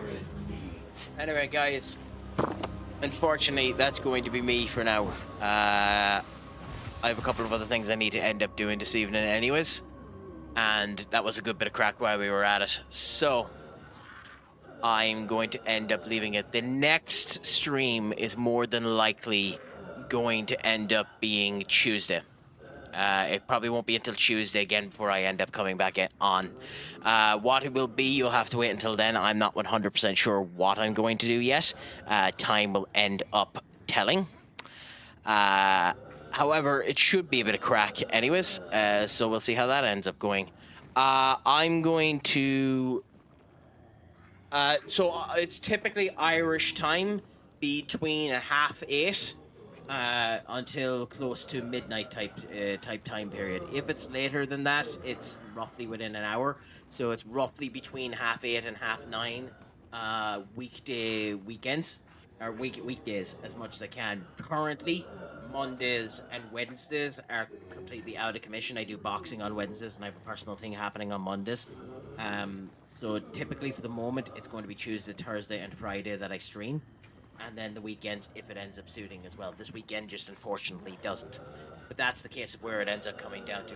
So I'm going to end up sending you off on a raid. And not to Path of Exile, but to something somewhat similar. I'm going to send you on to a fantastic game known as Hades. I love that game with a passion. I've played too much of the original, and I'm currently downplaying the sequel as well, but this is Hades 1, so you're gonna have a gawk at this one. It was an absolute pleasure having all of you. Please do come in again. Jurasi, it was a pleasure to end up having you. Please do let us know, and I hope to see you in a stream again in the future. Please end up talking in the Discord all you end up wanting to as well. Until then, just remember, I have been the stupid sexy crack. Make sure that your crack is 90. Shlongaful, and as always, hold go home, my friends. Catch you later.